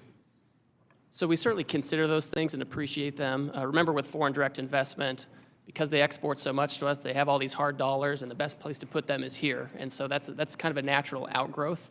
We are very focused on making sure that we have a trading goods that is fair, and make sure that we're not getting dumped on or have overcapacity overflowing into the U.S., and that we have export market opportunities. But we certainly are encouraged by and the $4 trillion in new investment that's been announced by foreign companies. Are military sales included in that? So that's a good question. We've thought about that. When you look at the trade numbers, I think foreign military sales, official ones, don't normally show up in those trade numbers. But I know that's been raised by several of our allies, and of course we want our technology to be the technology that allies are using. The last 4 years under former President Biden, USTR failed to adequately address discriminatory extraterritorial taxes and digital trade barriers harming American companies. Last year, I raised concerns with Ambassador Tai when USTR failed to include digital trade barriers in the 2024 National Trade Estimate, the NTE, report on foreign trade barriers. The internet and digital technologies have revolutionized commerce, enabling businesses of all sizes to access global markets and consumers like never before. However, this potential is being undermined by the rise of digital trade barriers imposed by some of our trading partners. Those barriers come in various forms, from data localization requirements to discriminatory regulations and censorship measures. That not only stifles innovation and economic growth, but also undermines the competitiveness of American business in the digital age. In 2023, the U.S. exports of digitally enabled services accounted for 64% of all U.S. exports, and the U.S. had nearly $300 billion in digital trade surplus. Will you make it a priority to, unlike the last administration, to address this digital trade barrier? Yes, we're focused on this. We're not political or choosing sectors we like or don't like. And we've recorded in the trade estimate this year different digital trade barriers. Obviously, Congress is going to, regulate and decide how we're going to, manage digital trade, competition, those kinds of things. But we just can't have discrimination, and I won't accept that by our foreign trading partners, especially in this area where we're so competitive. I want to thank you again for coming here, and appreciate you answering everyone's question. Again, it shows the understanding of the relationship between the executive branch and Congress as it relates to trade. Thank you again. Appreciate it. I yield back. Ms. Del Bene. Thank you, Mr. Chairman. Thank you, Mr. Ambassador, for being with us today. Tax day came early this year. It came on April 2nd, since Trump's sweeping tariffs are raising prices for American families by $4,600 this year, according to the latest estimates. It keeps going up. Families are struggling. Businesses are panicking. I talked to a business in my district that talked about being tariffed out of business. We have businesses who have a lot of export, who manufacture right here in the U.S. and export, who are losing business. Even Republicans are beginning to break with the president. We've seen several joint bills that would make clear that the president does not have the ability to single-handedly impose sweeping tariffs. The real question we're all wondering is, how do we get out of this mess that Trump has created? Chairman Smith recently said he hopes that the Trump tariffs will give USTR leverage to negotiate new trade deals. But Ambassador, how can any country trust the U.S. enough to make a trade deal? given that Trump has thrown out existing trade deals like Australia or South Korea, or even USMCA, which he negotiated and Congress enacted, how are people going to trust us when arbitrarily these deals are being thrown out? Congresswoman, thank you. The United States remains the consumer market of choice for everybody. And I hear some of these Wall Street analysts, predicting, imminent catastrophe. And that's just, when we look back at Trump 1, we put tariffs on China and we reinvigorated NAFTA to be USMCA, we saw real household median income go up. We saw inflation go down, unemployment go down. And the countries are coming to us every day. We're having several meetings with them every day to do these deals. So they're not showing hesitance. It's quite the opposite. But if we have a deal that's being blown up, then you can say you're negotiating a deal. 2 seconds later, you can throw it out. What kind of deal is that? Are these deals that you're supposedly negotiating, are they going to come to Congress for a vote like USMCA did? These are deals, so first of all, if we did a comprehensive free trade agreement, of course we would come to Congress, et cetera, and we will certainly keep Congress up to speed on any kind of any deal that you do. Are you going to bring that to Congress for a vote? We'll do what the law requires. Some of it's consultation, some requires a vote, so we'll follow the law on that front. But the countries are coming, right? If they were hesitant, they wouldn't be knocking down our But door. I don't understand what the countries are coming to do. You put tariffs in place, sweeping tariffs with no specifics in terms of what the goals are, no plans, and then you say countries are coming to what? To individually negotiate with President Trump, and it's his whim what's acceptable or not acceptable? So for example, I get a letter from the Vietnamese, which I received recently, and it outlined a number of tariff lines where they want to reduce their tariffs and non-tariff barriers that they want to remove, and they want to engage with us on reciprocal trade. But what are the objectives of the negotiation? You didn't lay those out. The plan, there's no plan that was laid out by the president. I've seen no plan from USTR on what the goal of the tariffs are. We're damaging companies. We've thrown out existing trade deals that we already have, and now you say there's a negotiation with no clear goal what that negotiation is, or whether or not Congress is going to have a vote on a potential deal? So we have a 20-page order laying out the basis for the order and the emergency we're facing, which is the trade deficit that President Biden left us with, the offshoring that it represents, the non-tariff barriers that it represents, and we're looking to eliminate that. And a tariff is a way to do that. And if a country has an alternative method that they think will help us meet those goals, we're happy to entertain. Can we talk about the emergency powers of the emergency power statute that Trump invoked, IEPA, to impose his tariff? It states the president in every possible instance shall consult with Congress before exercising any powers. That didn't happen.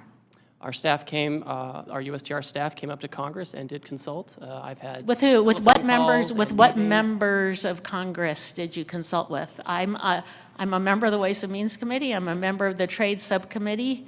I called both the chairman and the ranking member the day before, the morning of. So My if you staff talk came to, up and briefed.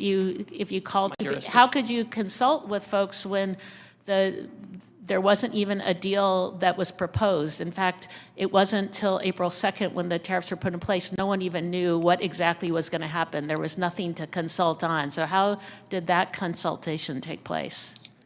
I had a phone call with Chairman Smith and Ranking Member Neal. About a non-existent deal. Well, I told them about the IEPA action that was coming, and I sent my staff up here to brief the committee staff as well.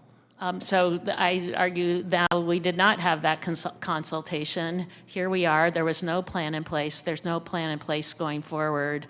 The American people are hurting, and now in the rule vote that we're going to have just after we are done with this hearing, Republicans are already putting in a provision to make sure that they don't have to vote on the tariffs that are in place. Congress should have a role here. It's terrible that my colleagues on the other side of the aisle aren't willing to have a vote too. Thank you, Mr. Chairman. I yield back. Ms. Miller. Thank you, Chairman Smith. Welcome, Mr. Ambassador. Thank you for being here. It's my opinion that part of the reason President Trump has taken such drastic action on trade is due to the fact that there was no trade agenda under the Biden administration. And I didn't hear any sniping from the other side about that. The past administration's failure to engage in meaningful conversations with our trade partners opened the door for countries to run afoul of the World Trade Organization tariff agreements, and to impose excessive non-tariff barriers. These countries have had no incentive to negotiate, and they've been massively benefiting from the system as it is. For example, in my state, the hardwood companies have been pummeled by China, dumping their hardwood in the American market. China gained at our expense while we were asleep at the wheel. Thankfully, that is not the policy of the United States today. Due to President Trump's swift action, more than 70 countries are knocking down our door, ready to negotiate a trade deal. Today, I want to focus on the future of our trade agenda. Looking to the very near future, the administration is required by statute to undertake the United States-Mexico-Canada Agreement review process in 2026. I can't understate the importance of the USMCA to my constituents. The growth in the manufacturing sector, spurred on by our cooperation with Canada and Mexico, has helped sustain thousands of jobs in my district. I'm well aware that this agreement is not perfect, and we are fortunate to have the review process in place in order to make the necessary improvements. Ambassador Greer, what commitments can you make to us today in regard to the USMCA review? Specifically, how will you use this opportunity to advance President Trump's goals of promoting domestic manufacturing, and how will you engage with Congress to facilitate this process? Thank you, Congresswoman. And I'll just note that goods coming from Canada and Mexico right now that comply with the rules of the agreement continue to enter duty-free. This is an important agreement. I met with my Mexican counterpart last night. I have worked in the works. I have a meeting with my Canadian counterparts, and we expect that we will initiate the public consultation process that's required by the statute at some point at the time required. I think with the USMCA, it's important that Canada and Mexico not be used as an export platform for third countries. That's not what we want. USMCA should be an agreement that promotes manufacturing in America, and that we can rely on our partners to the north and south if needed. But it can't be a situation where countries can just come in, China or Vietnam or somebody, build a factory in Mexico, assemble it with parts from there, and send it across, and get the benefit of an agreement where they've taken no obligations. So I want to make sure that it truly is an agreement that helps America first. Thank you. I've greatly appreciated your leadership in protecting American digital companies abroad. You and I are in agreement about the dangers of South Korea's anti-competitive policies towards American digital companies. I intend to reintroduce legislation that seeks to ensure that American companies are not being harmed by one of our closest allies, while Chinese companies are left unscathed. The digital trade sector is rapidly growing, and it's important that we do not lose market share to China in this critical field. Several countries are considering legislation that mimics the European Union's Digital Markets Act, which has undisputably caused a digital winter for American tech companies operating in Europe. What are your plans to address these harmful policies and to ensure the prosperity of American digital trade? And do you think that digital trade will play a part in the imminent trade discussions regarding the Liberation Day tariffs? Thank you. So first of all, I understand that there's obviously a national conversation going on about how digital trade should be regulated, and there are lots of views on that. What I will say is we're not going to outsource that regulation. We're not going to let the European Union or Korea or any other jurisdiction set the rules for digital trade. It will be us, and they won't be able to do it in a way that's discriminatory either. That is impermissible, especially when we have, as you noted, the Chinese competition out there. If we're going to have companies that operate in this space and are so competitive in this space, we need to make sure that they're American companies, right? That's what we need to make sure. And so this is certainly something that we can talk about in any negotiations that come up. Thank you. We have historically forged some of our strongest alliances based on procuring critical minerals, which are difficult or nearly impossible to obtain in the U.S. Will you commit to exploring trade discussions and partnerships with like-minded partners to protect and build up our critical minerals today? Yes. Thank you. I yield back. Mr. Neal. Thank you, Mr. Chairman. I want to invoke a moment of a point of personal privilege. When the ambassador called me, it was more to inform me of what the administration was going to do. It wasn't to consult or to seek my opinion as to what they were going to do. Mr. Murphy.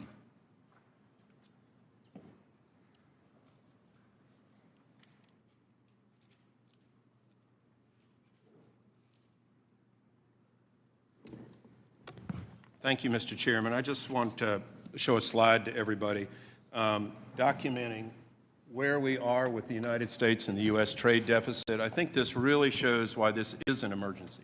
If you look at where we are with manufacturing goods, that's in the red column here. If you look at what has happened to the manufacturing capacity of the United States, we have plummeted, absolutely plummeted down. Here in 2022, we have such a trade deficit with manufactured goods. This is critical. This is why the president has said this is an emergency. The same thing with fuels and other total goods. We have plummeted in this nation's capacity to actually produce things. So yes, this is an emergency, and this is by all means altogether the right thing to do. If we do not reverse this trend, again, going with the absolute calamitous effect of how we are hurtling towards a sovereign debt crisis, this nation does not exist. And yes, there is short-term problems, without a doubt. But it's the same thing by taking medicine you don't want to take. If we don't help the body by intervening and doing what is critically important for this nation, nothing else matters. So this is why how manufacturing has plummeted, and this is why we are in a state of emergency. Thank you. Thanks just for that moment. I want to briefly say something before I begin my remarks. I've gone down in many times to Haiti. We talked about this before and done a lot of mission work down there. Unfortunately, the Help program is set to expire in September. I hope some work is being done in reauthorizing this program. We're trying to nearshore, onshore. We want to stabilize our Caribbean nations, our Central American nations, and Haiti has fallen into such decay right now. It makes Somalia look like Wonderland. We really need to help these nations stabilize in our hemisphere. It helps everybody. So I hope that is just going to be on your radar. HR 1625, the Help Extension Act. Just to shift gears again, I want to talk a little bit about de minimis.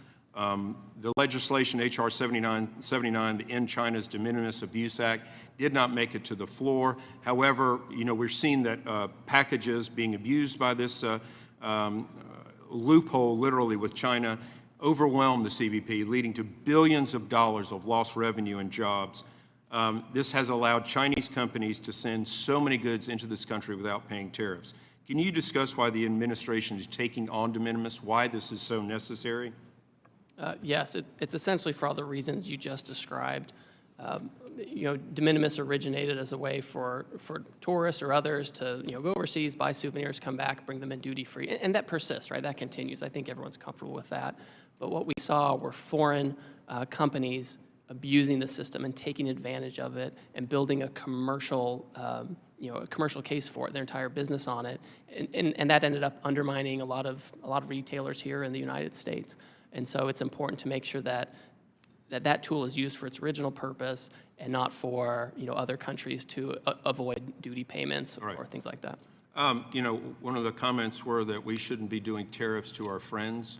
Friends don't treat friends with horrible tariffs like we are being done by other countries. So I think sunlight is the best disinfectant. So we're able to see what the rest of the world has been doing to the United States. I don't think the American public understands this. And this is why I think it's just so critical that we shine the spotlight on this. Quickly, just with one thing that happened in the pandemic, I'm a physician, and we saw that our supply chain for pharmaceuticals, for health-related PPE, et cetera, is critically at risk during these things. If China were to shut off all its exports overnight, medical supply chains would be one of the industries hardest hit, and we would have American patients literally dying because they could not get medicines or other type of devices. Can you discuss how the Trump administration's trade is helping to secure our health supply chain? Yes. So first of all, we have to reshore. We have to reshore pharmaceutical production to avoid the very situation you talked about, and we have to do it now. We can't wait for the next crisis. We can't wait for the next conflict. We have to do it now. I understand the Commerce Department will be undertaking an investigation of the pharmaceutical supply chain to assess what tools we can use. The president's talked about tariffs that might apply to certain things to incentivize reshoring, but I assume that investigation will also have other ideas as well. We have to make sure that in this tariff incident, we're not hurting American companies and hurting them over helping out foreign countries. And, going back to, Kamala's famous phrase of getting to the root causes of immigration, they did absolutely nothing to bring industry near shore, trying to prop up Caribbean nations so they won't have everybody trying to run over a border. Look, I've talked to you about Puerto Rico. I was in Puerto Rico this last week, and there's so much of an opportunity to go there and onshore in an American territory to bring back American pharmaceutical industries, so many other industries that help us with our national security. And at the bottom line, this is what we're talking about. We're talking about national security.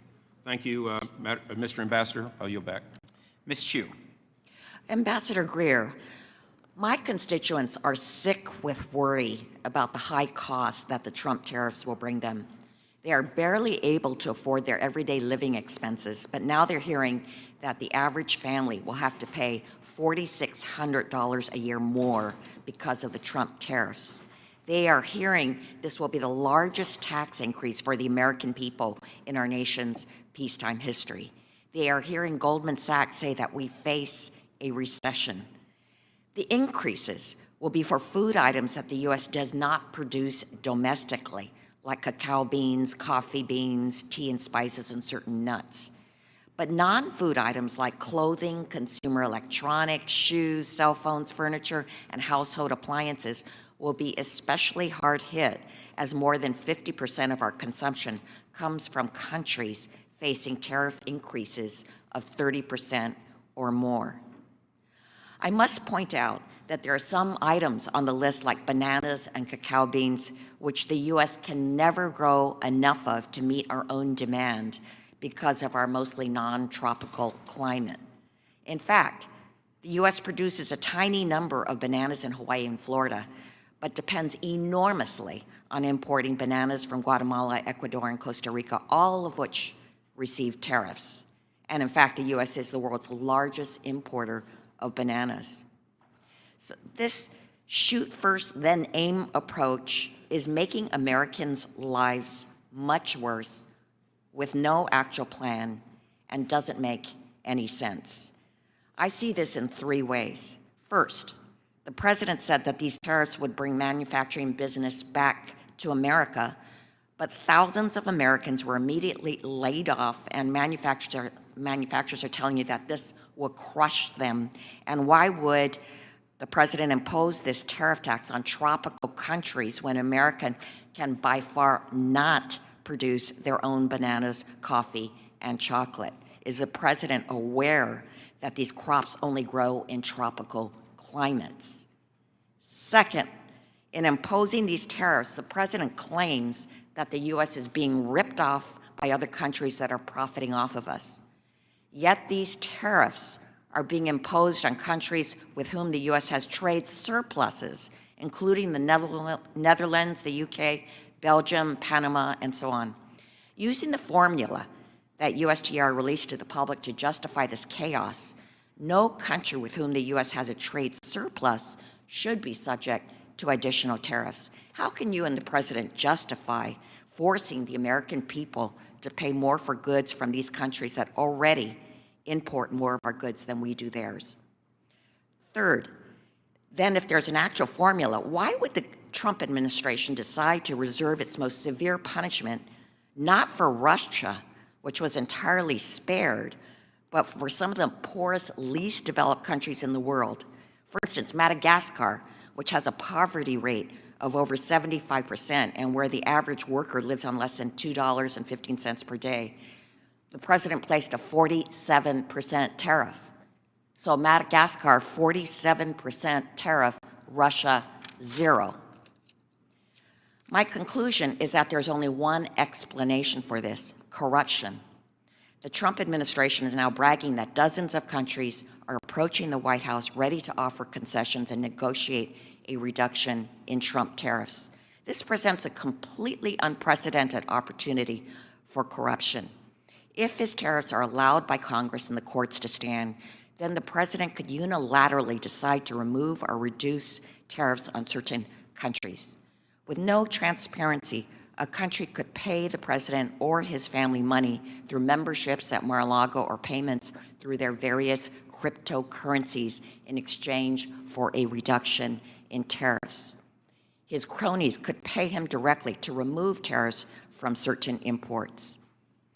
So, Ambassador Greer, I would like to ask you 2 yes or no questions. My first question, you're putting tariffs on crops that we, for the most part, don't grow, like bananas, cocoa beans, coffee, and vanilla. Is the president aware that these crops only grow in tropical climates? My Yes, he's second aware. question, yeah, you answered yes. Can you promise that there won't be a pay-for-play system where companies and donors make the pilgrimage to Mar-a-Lago to get exemptions? You have my promise. Well, my constituents don't have that access, nor do most of the American people, but because of these Trump tariffs, it is they who will have to pay the exorbitant costs of these actions, and that's not right. Mr. Kustoff. Thank you, Mr. Chairman, for convening today's hearing, and thank you, Ambassador Greer, for appearing today. Ambassador Greer, I represent part of Memphis, Tennessee, and most of rural West Tennessee. And in Memphis, Tennessee, last year, 2024, we had a great opportunity with Elon Musk when he made an announcement to create a historic investment in Memphis through his company XAI. And the investment will lead to the world's largest supercomputer called Colossus. So Colossus is the core infrastructure behind Grok, which is the artificial intelligence system that Mr. Musk is developing or has developed and that I use and probably a lot of other people use. I've toured Colossus, and frankly, the capabilities are absolutely remarkable.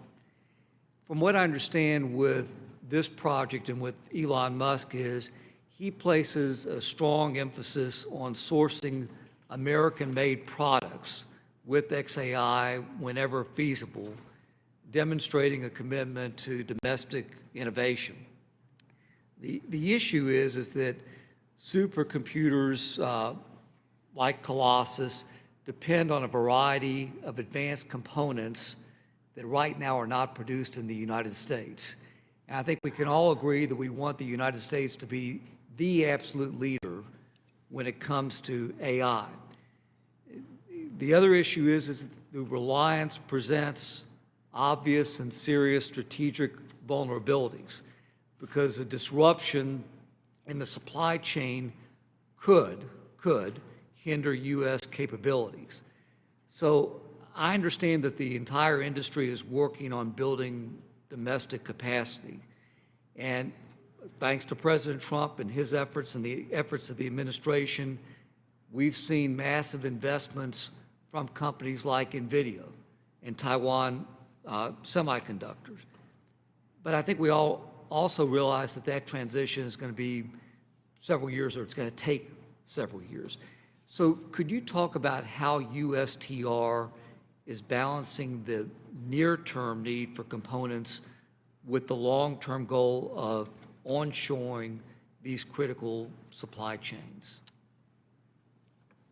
Certainly. So when the president took his action on reciprocal trade, there were some items that were not covered by the new tariff because further investigation was needed. This includes pharmaceuticals, as I've discussed, but it also includes semiconductors. And so many semiconductors are not covered by the reciprocal tariff because the Commerce Department, as I understand it, is looking into doing a further investigation to see where tariffs may or may not be appropriate on semiconductor chips or the downstream components. And that's something I know that the Commerce Department's looking at very closely.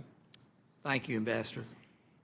If I can, because there's been a lot of talk here, some talk about Russia and the suggestions that the Trump administration has let Russia off the hook when it comes to tariffs.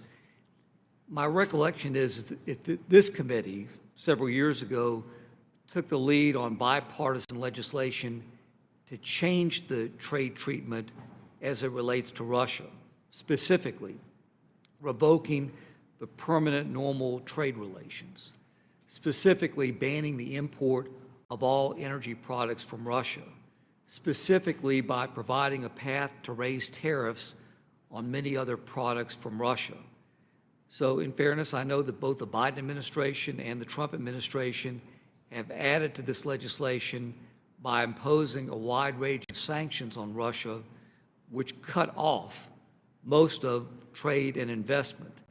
So my question to you is, would any Russian exporter feel that it has better access to the United States market than our non-sanctioned trading partners who may face higher tariffs right now? Oh, no, by no means. Russia's subject to a very high tariff due to the good work you did here in Congress, as well as other kind of bad actors that fall into that category. Bipartisan. On a bipartisan basis, that's right. Yep. Thank you, Ambassador. Thank you, Mr. Chairman. I yield back.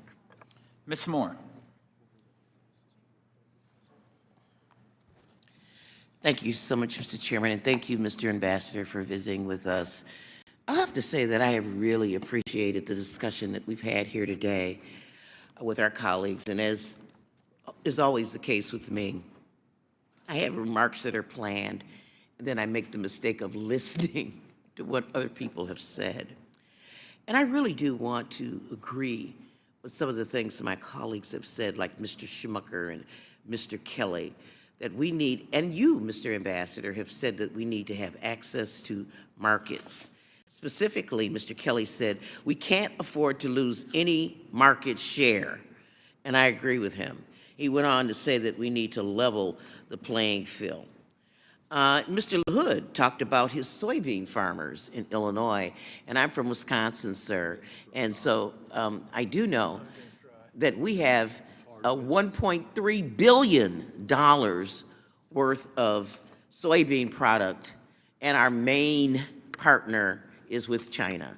And so I think Wisconsin farmers, that's just one example of how we are at risk of losing market share. And then Mr. Doggett went on to say how, you know, instead of allowing, like my soybean farmers to do that, what we would revert to would be to give them welfare. And I guess I don't agree with that characterization. I don't even agree with it as a characterization of a subsidy, because it's actually a ripoff. You know, farmers lost about $27 billion in the first Trump administration, and they only got about $23 billion in subsidy return. So they lost money, they lost market share, and they lost lives. You know, in Wisconsin, there was a study done, and they looked at suicide rates, and suicide rates among farmers are like 3.5 times more than in other professions. It's a very stressful career. And so I am very concerned, and I wonder what's going to happen to them. You haven't said to us, I think you sort of skirted the question about whether or not we were going to give them subsidies. But even if we would give them subsidies, that would not prevent them from losing market share. And farmers they don't want a check. They want to be able to farm. I also wonder, sir, what, you know, I'm just saying, I think that when you look at trade deficits, I think we have to look at more than just what a tariff may or may not do. Our trade imbalances over time have been caused by us not having a trade balance on issue of labor laws, making sure that there's no slave labor and child labor, that the environment is protected when we extract materials and do stuff, that people have the ability to bargain in their countries and to make sure that they get a wage that's commensurate with their efforts. And, you know, I agree with Mr. Kelly that we need to level the playing field on those fields, and that a rising tide will lift all boats. I do wonder, Mr. Ambassador, whether this administration's trade policy, and it seems that it does, my colleague here just mentioned the trade deficit that we have with Madagascar. I had the privilege to go on a trip with the committee to Madagascar where there was a 75% poverty rate. So I'm wondering if they will ever be able to give us a trade balance. Speaking of Madagascar, they belong to AGOA. And I'm wondering if this administration's policies would eliminate something that's been bipartisan, the trade preference programs that we've had, under AGOA? Yes or no? Are we going to have an AGOA? So Congresswoman, Yeah, thanks for your AGOA. remark. Well, it's up to Congress. Congress has to decide if they're No, going up to the renew it. president. He's in charge of trade. We've sort of. Do you have a bill? I haven't seen the bill yet on this. If there's a bill, I'll advise the president accordingly on how we should approach it. Okay, I'll just say one last question to you. You say that we have got to reshore manufacturing. You did not say where folks will get the money and the confidence, really, to make these investments. Is any of the money that you plan to get from tariffs going to be targeted to incentivizing manufacturing? I've got a factory that made car frames, A.O. Smith. 10,000 people working there. When are we going to reopen A.O. Smith, sir? If the chairman. I would love to reopen that. And when? Will I be alive? I'm going to be 74 in 9 days. I hope so. We should go there, you and I, and talk to them about what they need in order to reopen. We put tariffs in place. I mean, on they've been foreign autos and shuttered auto for parts. years. We want to create incentives so they can reopen. What's the timeline between the suffering that they're doing now and when A.O. Smith is going to open again? Part of the problem is we've offshored jobs for so long, and no one's taken action. We've sat on it. We have this huge. It is an emergency, and I agree with you. And I think your comments have been very thoughtful. I don't have that much time. I mean, I'll be 74 in a few days. It's 10 years. It takes a long time to open up a factory and to get the investments. That's why the president. And is it going to be 10 years? How long before we just have to be patient? That's why the president's acting now, because we can't wait anymore. We have to reshore now. Now, like a microwave now. Thank you, Mr. Chairman. And I yield back. Thank you. I'll recognize myself for questions. Ambassador, thank you for calling and consulting with me before a lot of these trade agreements. So I appreciate the correspondence there because you have. I also want to just raise the significance that I believe AGOA has for this country, and those trade preferences with those African nations from a security perspective is extremely important. And I hope that the administration continues to see from a security perspective that trade preferences with those African countries is extremely important.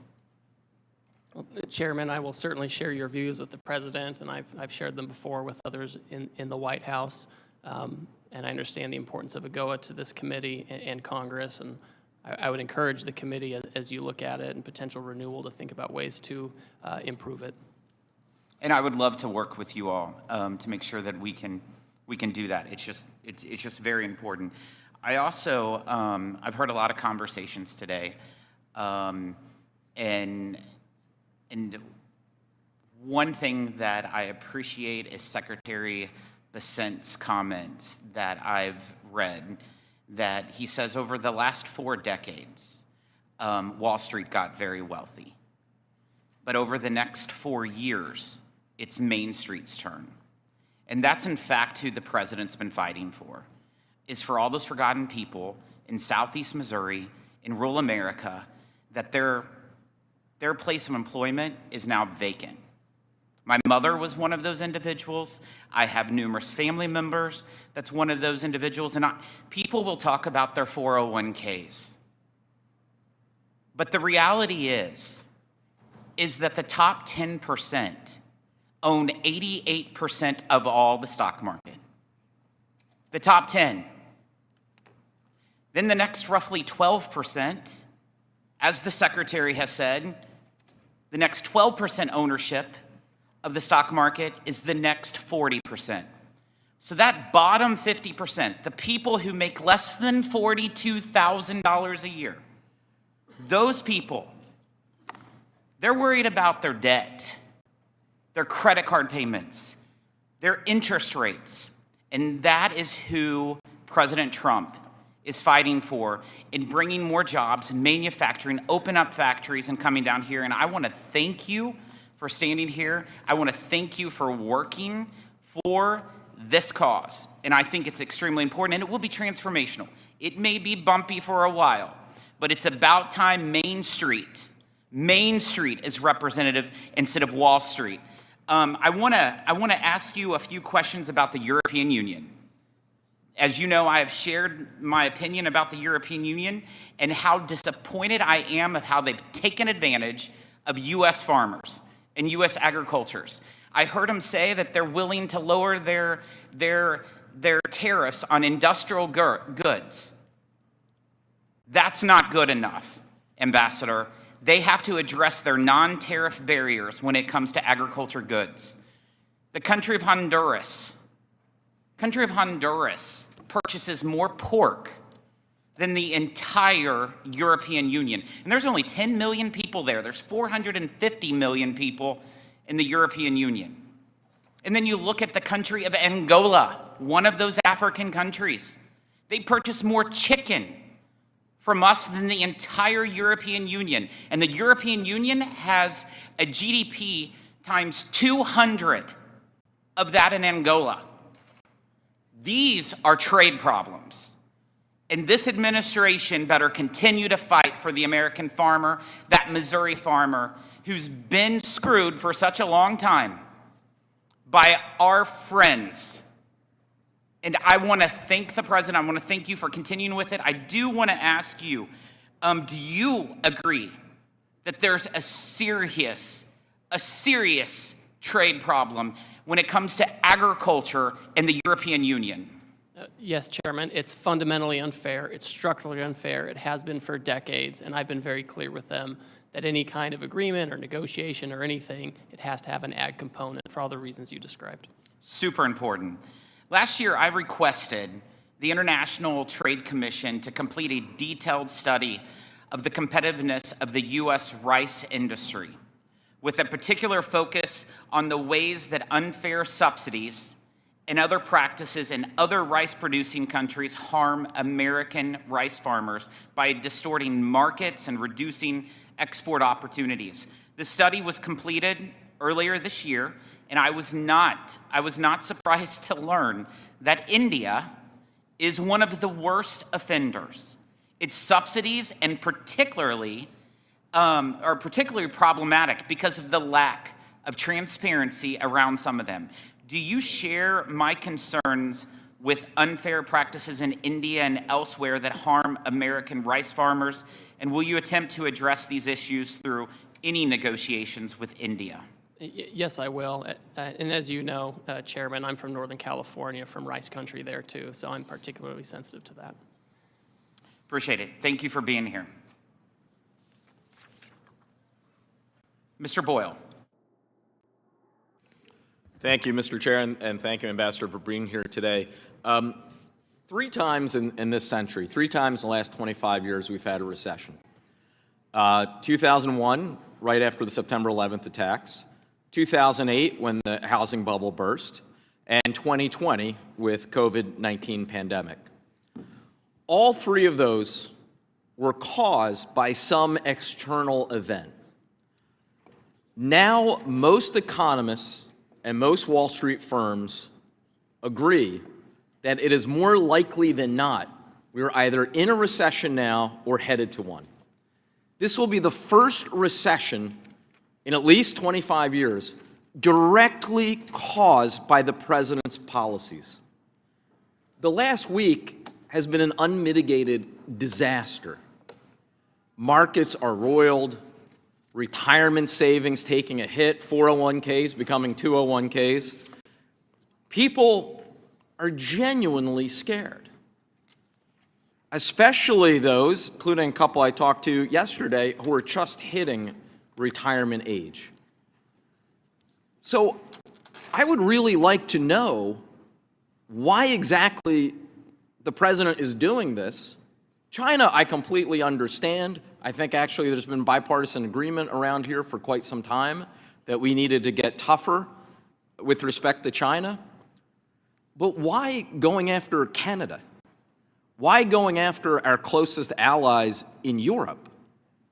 This does not make any sense. And frankly, it doesn't exactly inspire confidence when the so-called formula that was advertised last week came from absolutely no textbook that any of us are aware of. I mean, yes, it had two fancy-looking Greek letters. That does not make it well-thought-out policy. So I am curious what exactly the strategy is of going after Canada and our closest allies and actually uniting the whole world right now, not against China, but against the United States. Congressman, I know that Wall Street and you and your colleagues want the status quo. That's what I'm hearing. Excuse me, reclaiming my time, that is not what I'm arguing. I want an end to the chaos. I represent a very working-class district in Philadelphia.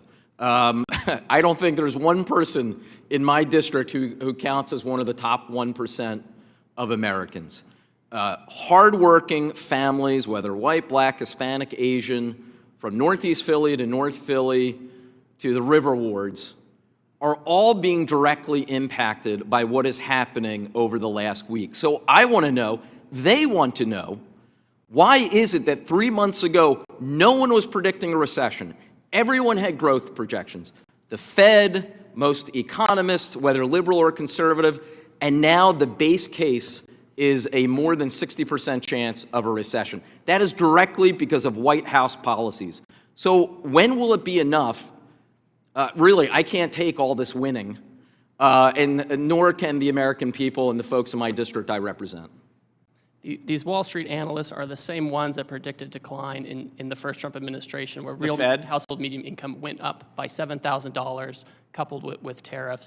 The president has to get the trade deficit down. We've lost 5 million manufacturing jobs. It has been a massacre in American manufacturing, and we have to have those jobs back, and it's urgent, and we can't keep passing the buck. President Biden did nothing on trade for 4 years. That's what I've heard from both sides, and we have to act. We have a huge trade deficit with the European Union, which we heard about from the chairman. We have a huge trade deficit with foe and friend alike, and we have to deal with it. And that's why our friends are coming to us and saying, why don't we talk about how to achieve reciprocal trade?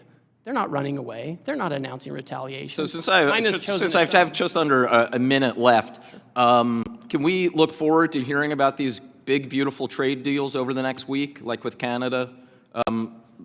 What exactly is going on? These countries that are clamoring, talking to us apparently right now, according to your words, do you have any hope that you can offer us that we're going to see one of these trade deals inked very soon? Well, Congressman, I can't prejudge the timeline, but I'm spending all my time when I'm not here with you all doing consultations, talking with them. So I'm hopeful that we can move quickly on a handful of countries. And finally, just in the final 17 seconds, when will this end? What does success look like? Because a lot of people right now, whether Democrat, Republican, or Independent, are really trying to figure out what exactly the end game looks like here. Because right now, we all see the chaos and not what the actual end result would look like. The deficit needs to go in the right direction. Manufacturing as a share of GDP needs to go in the right direction. The non-tariff barriers and tariffs we face in other countries, they have to go down in the right direction. Those are the things that we're looking at. Those are the basis of the national emergency. That's what we're looking at. Time's expired, so thank you. I yield back. Mr. Stubbe. Thank you, Mr. Chairman. And thank you, Ambassador Greer, for appearing today. Under President Trump's leadership, we've seen a bold reassertion of American economic strength and leverage on the global stage. I'd like to walk through some of these wins and clarify the intent behind the administration's trade actions. Ambassador Greer, can you start by reminding this committee why President Trump felt it necessary to take such divisive action with tariffs and what problems he inherited from decades of failed globalist trade policy? Yes, certainly. As I've mentioned before, President Biden left us with the largest trade deficit for any country in human history, $1.2 trillion.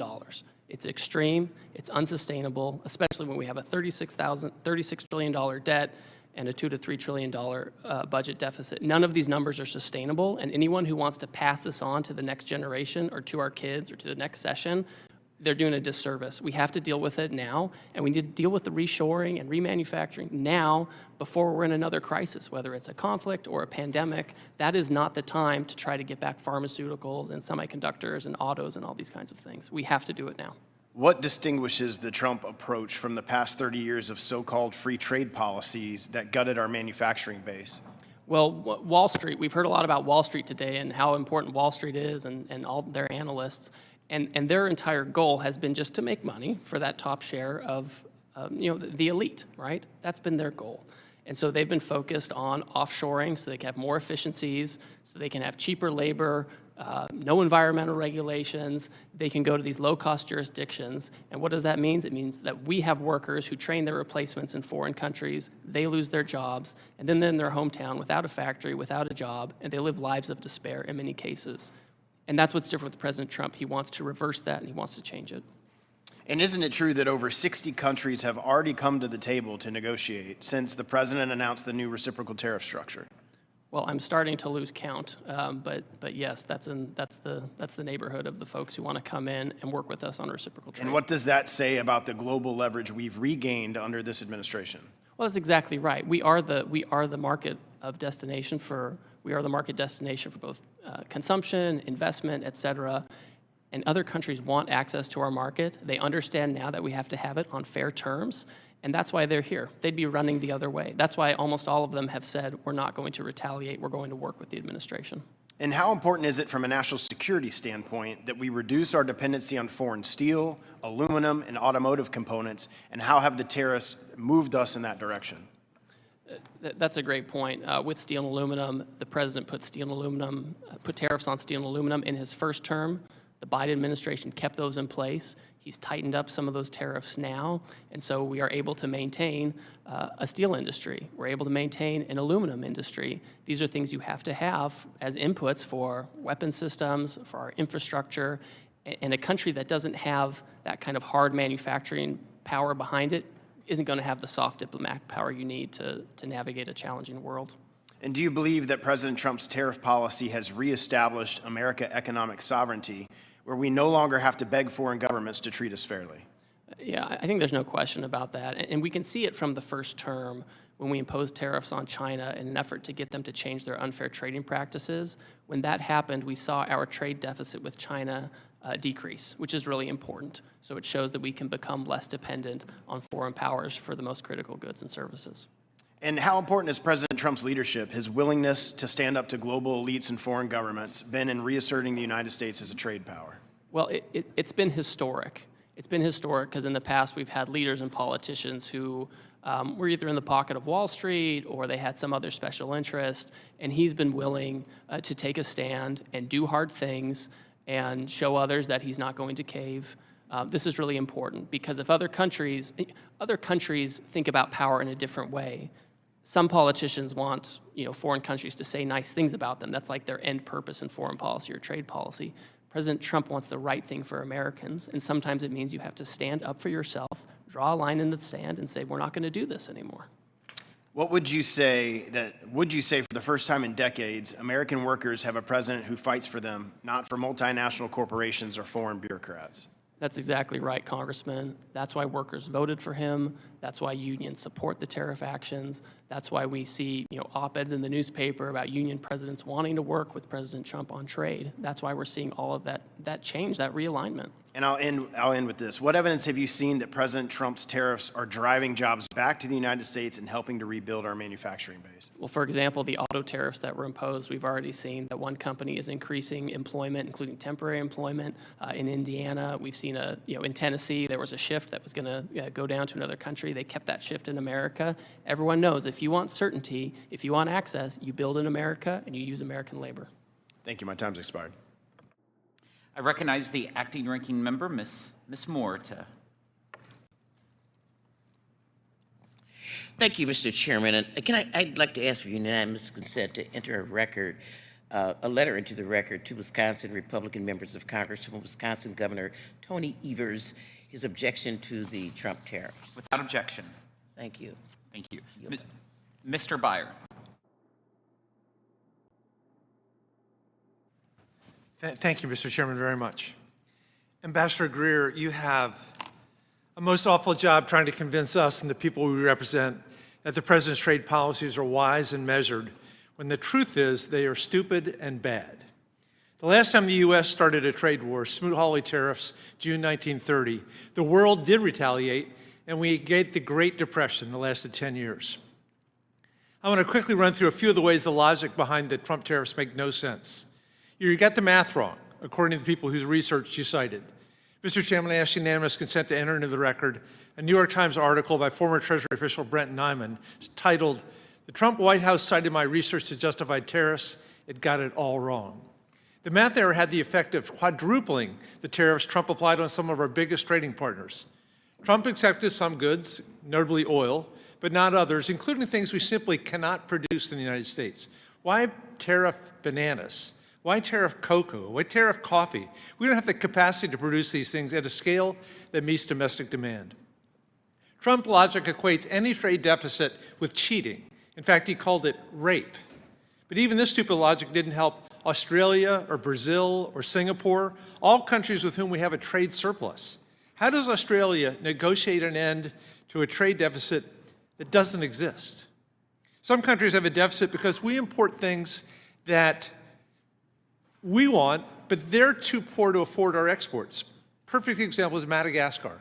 We buy something like 60% of our vanilla from Madagascar, but they have one of the lowest GDP per capita rates in the world, and they just can't afford many of our products, but we just hit them with the 47% tariff.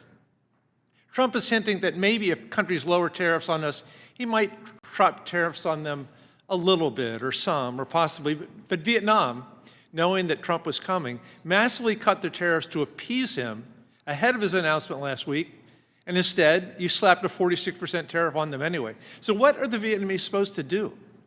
Trump declared a phony national emergency and imposed tariffs on Canada to punish our closest ally for quote-unquote fentanyl smuggling, despite the fact that our own government says the amount of smuggling at the northern border is vanishingly small, less than 1%. How does Canada get out of a tariff imposed on them for doing something that we admit they're not doing? Trump is risking our economy to bring back factory jobs that pay far less than the 8 million jobs that are listed in the JOLTS report right now. 8 million jobs available in America that pay far more in fast-growing sectors like healthcare, clean energy, or data science. The Secretary of Commerce, Howard Lutnick, is on television raving about shifting millions of Americans to work on, and I quote, screwing in little screws to make iPhones. You guys are blasting nearly every product from nearly every country with these tariffs. Senator Tillis yesterday called it, quote, a trade war on all fronts. It hurts our alliances, it hurts our economy, it hurts our ability to make and keep free trade agreements, which is supposedly your job. Ambassador Greer, the world is watching you. They're watching this hearing across the country. Global markets are in chaos. The U.S. economy and our most important alliances are in serious danger. I had met a couple of nights ago with a dozen ambassadors from Eastern Asia, and the conclusion of the discussion was that we are creating a unipolar Asia, an Asia led by China with America excluded. America first is America alone. And meanwhile, you're now serving as acting head of both the Office of Special Counsel and the Office of Government Ethics. These are both busy jobs in the best of times, but extremely demanding during one of the most ethically challenged presidential administrations in history. It's absurd to think that you're actually doing these jobs, but I think it's fair to ask if the many hats you're supposedly wearing are causing dangerous mistakes that damage our country in ways that's going to be difficult to recover from. You know, President Trump also imposed tariffs on China. China responded with tariffs on agriculture. European Union today announced $21 billion worth of new retaliatory tariffs on us. China's announced 84% retaliatory tariffs on us. The legal pretext, you said, is that this is a national emergency. You refer to the state of emergency as, quote, the largest and persistent trade deficit that's built up in recent years. The actual emergency is that markets are slumping, consumer confidence is crashing, and financial forecasts of recession are coming pretty quickly. And the Fed is projecting that these tariffs are driving prices up. We finally got inflation down. Now we're going to do exactly the opposite. Coming to the table, I don't know. Our trade balance has been in the negative for 50 years, and yet we have built the strongest economy in the history of mankind. This is a terrible way to fix the way of bringing back meaningful employment to our low-income Americans. This is not the way to do it. Mr. Chairman, I yield back. Mr. Arrington. Thank you, Mr. Chairman. I appreciate my friend's comments just to take off on treating low-income Americans. It's no way to treat our workers whose wages have been suppressed because of this unfair and unlevel playing field, who, by the way, because of the policies of the last 4 years, have paid a regressive 21% inflation tax. So our working families and our manufacturers and those who make the wheels turn in this economy have suffered a great deal. But other countries will flat put us out of the manufacturing business, out of the energy production business, out of the food making business if we let them. I thank God that for such a time as this, He raised up a leader with the political courage to take on the political and corporate establishment that is going to do everything in its power to stop you and the president from hitting reset before it's too late. Before we not only beg for our drug making and our chip making from other countries whom we are totally dependent on, but before we have to beg to feed our families and fuel our economy. I can't think of, other than the budget deficit, a greater threat to America's economic vitality, prosperity, and national security. I'm 100%, unwaveringly, unequivocally in support of President Trump's and your reciprocal trade policy. I can't imagine anyone along the spectrum from right to left politically who wouldn't want head-to-head competition for our guys. And we have allowed this unfair trade dynamic to persist for so long, there's no way out of this without some front-end pain. And I'm grateful that we have a leader who's not trying to diminish that or hide that fact, but is transparently calling this nation to persist through this front end so that we have exponential benefits and return to our economy, to our workers, to our farmers.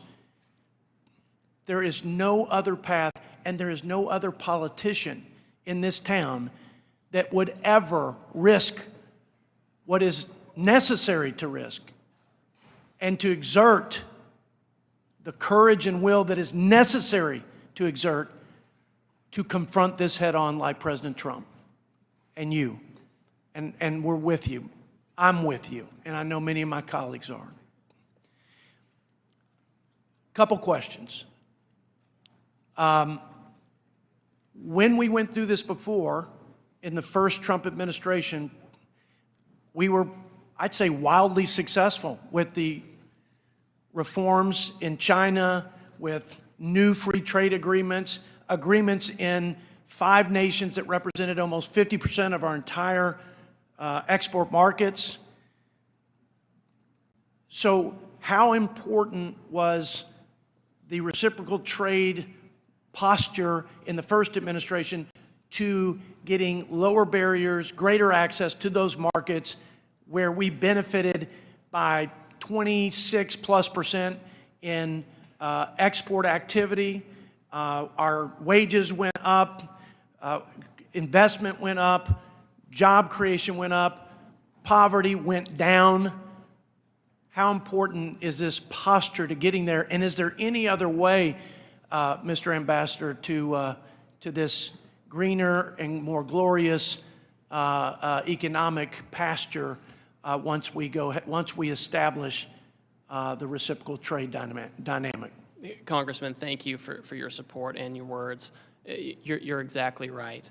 There are a few different approaches to trade negotiations. One is the typical one, which is where you ask others nicely to give you market access, and they do a dialogue with you for several years, and at the end you have no more market access. And then there's the Trump way, where he says, we'll have reciprocal trade, and we can do it my way, or we can do it your way, but we can work together because we should work together, and we should have fair trade among us.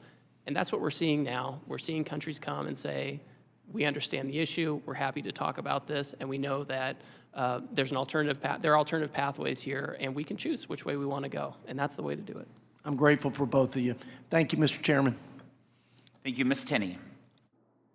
Thank you, Mr. Chairman, and thank you, Ambassador Greer, for your hard work. And I'm from upstate New York. This is the home of the Industrial Revolution, the Erie Canal Corridor, the Finger Lakes, all my region. #1 dairy district in the Northeast, #5 dairy district in the country. Third largest producing apple county is in my district. Really important when it comes to trade, and we have always been grateful for the work of President Trump and the administration for trying to understand that we've been hollowed out by China and Asia and other countries, and we want to bring those jobs back. Really important part of not just the building of New York, but the building of the entire United States and our strength leading up through to World War I, World War II, and into today. I got a couple of questions I just want to talk to you a little bit about because there are a few nuanced issues here dealing with Canada, which is my entire northern border. #1, we have an emerging and really strong Finger Lakes wine region, and many of our wineries have reached out to us. We are at the cusp of putting out some really incredible wines, groundbreaking. We have wonderful water, soil conditions, and we're producing top-level wines. A little bit about some of these markets we'd like to have opened up for us so we can trade, and we appreciate the work that the President is doing.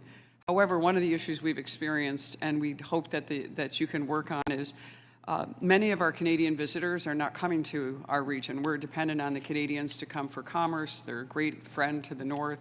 And we've seen a 23% drop just since February in visitors to our wineries.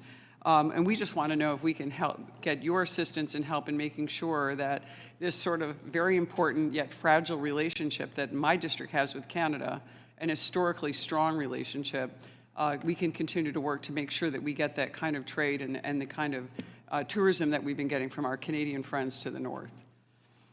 Certainly, and I would note that goods between Canada and the United States that follow the rules of the U.S.-Mexico-Canada agreement, they continue to trade on a duty-free basis, which makes sense, right? Yeah. And I would say, I know you're going to jump into this because this is my next beef with that, but when it comes to Canada, we are grateful and hope that you'll continue to pursue some of the dumping that's been going on against our dairy producers because, as I cited in my start, we are a huge dairy producer and we're getting unfair treatment. We think in the last administration this was not resolved favorably to our dairy markets because Canada continues to bring milk proteins in that we think that are in violation of USMCA, and I know that's what you're going to get to. So. Yes, no, it's certainly on the flip side of the wineries. So. Yeah, that's certainly the top of my list. I would point out that President Trump reported that he had a constructive call with Prime Minister Carney last week, 10 days ago or so, and I continue to work with my Canadian counterparts to make sure that that relationship is one where we can have fair trade. Yeah, we greatly appreciate it. And when it comes to apples, we just have to say we are so excited about the USTR's efforts in trying to reduce some of these market access barriers, particularly with Israel going to zero tariffs. Our apples hopefully will be sold all around the world. We're famous for them. We don't get the subsidies that some of the other states get in the state of New York. And we're hoping that we can do that, including getting our apples to India and around the world to actually grow our New York economy. So we appreciate all that the USTR is doing that. I think that we can have a great relationship in the future with Canada, and we are really pleased that you're working with the Prime Minister and working with everyone that we can to make sure that northern border is protected, but also that we're getting the trade that we're so accustomed to with our great friends from the north in Canada. And those are primary issues for us. Also want to make sure that some of our supply chains, whether I know this isn't your sphere, but when it comes to aluminum, when it comes to copper, we have some of the best manufacturers and the oldest manufacturers in the entire nation in our region, and we're dependent on Canada for those things. So when we look into the tariffs and some of the negotiation, I know there's going to be some tinkering with the tariffs as we look into the next couple of months. We just know that you and the President will work with us on making sure that we continue to keep these legacy businesses that we have across our region that were part of our nation's real boom when the Industrial Revolution was founded. And I have to mention, it's not technically in my district anymore, but our famous patriot Paul Revere actually started his copper company in my region. Revere Copper is still operating today after being founded in 1801. So it's really important to New York that we continue these legacy businesses and continue to work to bring our supply chains back. And I just want to say thank you, helping us with dairy, with apples, and also making sure that those Finger Lakes wines become premier and actually continue to grow as we see them emerging with so much hard work being done by so many people in my region. And we're grateful to you, and so continue to work. We appreciate the effort on behalf of our district and on behalf of the President. Thanks so much. Well, thank you, and I look forward to continuing working with you and your staff on these issues. Thank you. Mr. Evans. Thank you, Mr. Chairman. Mr. Ambassador, I'm deeply concerned about the tariffs, and we are talking about it today. Philadelphia is the poorest big city in America, and it's hurting lower people income. There's a lot of money for a lot of people. Tariffs can only be used in a smart and effective way. And I feel from what I heard, it is not. It is something that we are concerned about. And I'd like to start out with this question, Ambassador Greer. My first question: what specifically is the President hoping to help the residents of Philadelphia deal with the higher cost of living that these tariffs will put on the average household? Does the President have a very specific plan and strategy to address the near-term harm it has created? Congressman, the President wants to ensure that we have good manufacturing jobs that pay higher wages to your constituents, just like what happened in the first term. He wants that to happen again, that they can have more money, better jobs in stable environment and reshore manufacturing at the same time. So what would you say specifically would you say? How would you describe that? Well, I would say to your members and your constituents that we've had a long period of 5 million manufacturing jobs going away. It's dangerous for our country. It's bad for our economies and our families. And the President is taking action to create economic conditions to have more factories here, jobs here in their communities where they can have the types of income that they need to have stability for the working class, for the middle class, not just for the super rich who go and get 3 or 4 degrees, but for people, honest, hardworking Americans who graduate from high school and need a job. And they can have one that's stable and supports our manufacturing. Mr. Ambassador, Pennsylvania exports today $46 billion in manufactured product. These exports support 150,000 people and jobs in the state. I'm concerned that the threat of retaliation from the trading partners will further help Pennsylvania. So can you specifically speak to that issue? Yes, this is something that we watch really closely as well. And so in advance of the tariff action, I had many conversations with our major trading partners, and we told them, wait and see what happens on April 2, and then we can talk about what comes next. And so now most of our major trading partners have said, we're not going to retaliate against you. We want to talk to you about how to have more reciprocal trade. And that's a good outcome. I want to also talk about industry and small business, the effect that it will have, specifically when you talk about Philadelphia, on small business. Can you speak to that? Certainly. I've actually tasked my staff to work with the Small Business Administration to make sure we're getting the feedback we need from our small businesses. I have an advisory council on small business at USTR, and I've asked my staff to convene that council so we can hear directly from them because we want to make sure that we are hearing feedback in real time. I can give it to the President, and we can understand how the program is working. I'd like to thank you, Mr. Ambassador. Thank you, Mr. Chairman. Thank you. Mr. Fitzpatrick. Thank you, Mr. Chairman, for holding this hearing. Ambassador Greer, thank you for being here. And thank you for your commitment to spend time with this committee today and answer everybody's questions. Leveling the trade relationship the United States has with other countries, I believe, must be a bipartisan goal, especially when our nation's security and well-being are on the line. I do believe that the means by which we accomplish that vision, however, matters a great deal.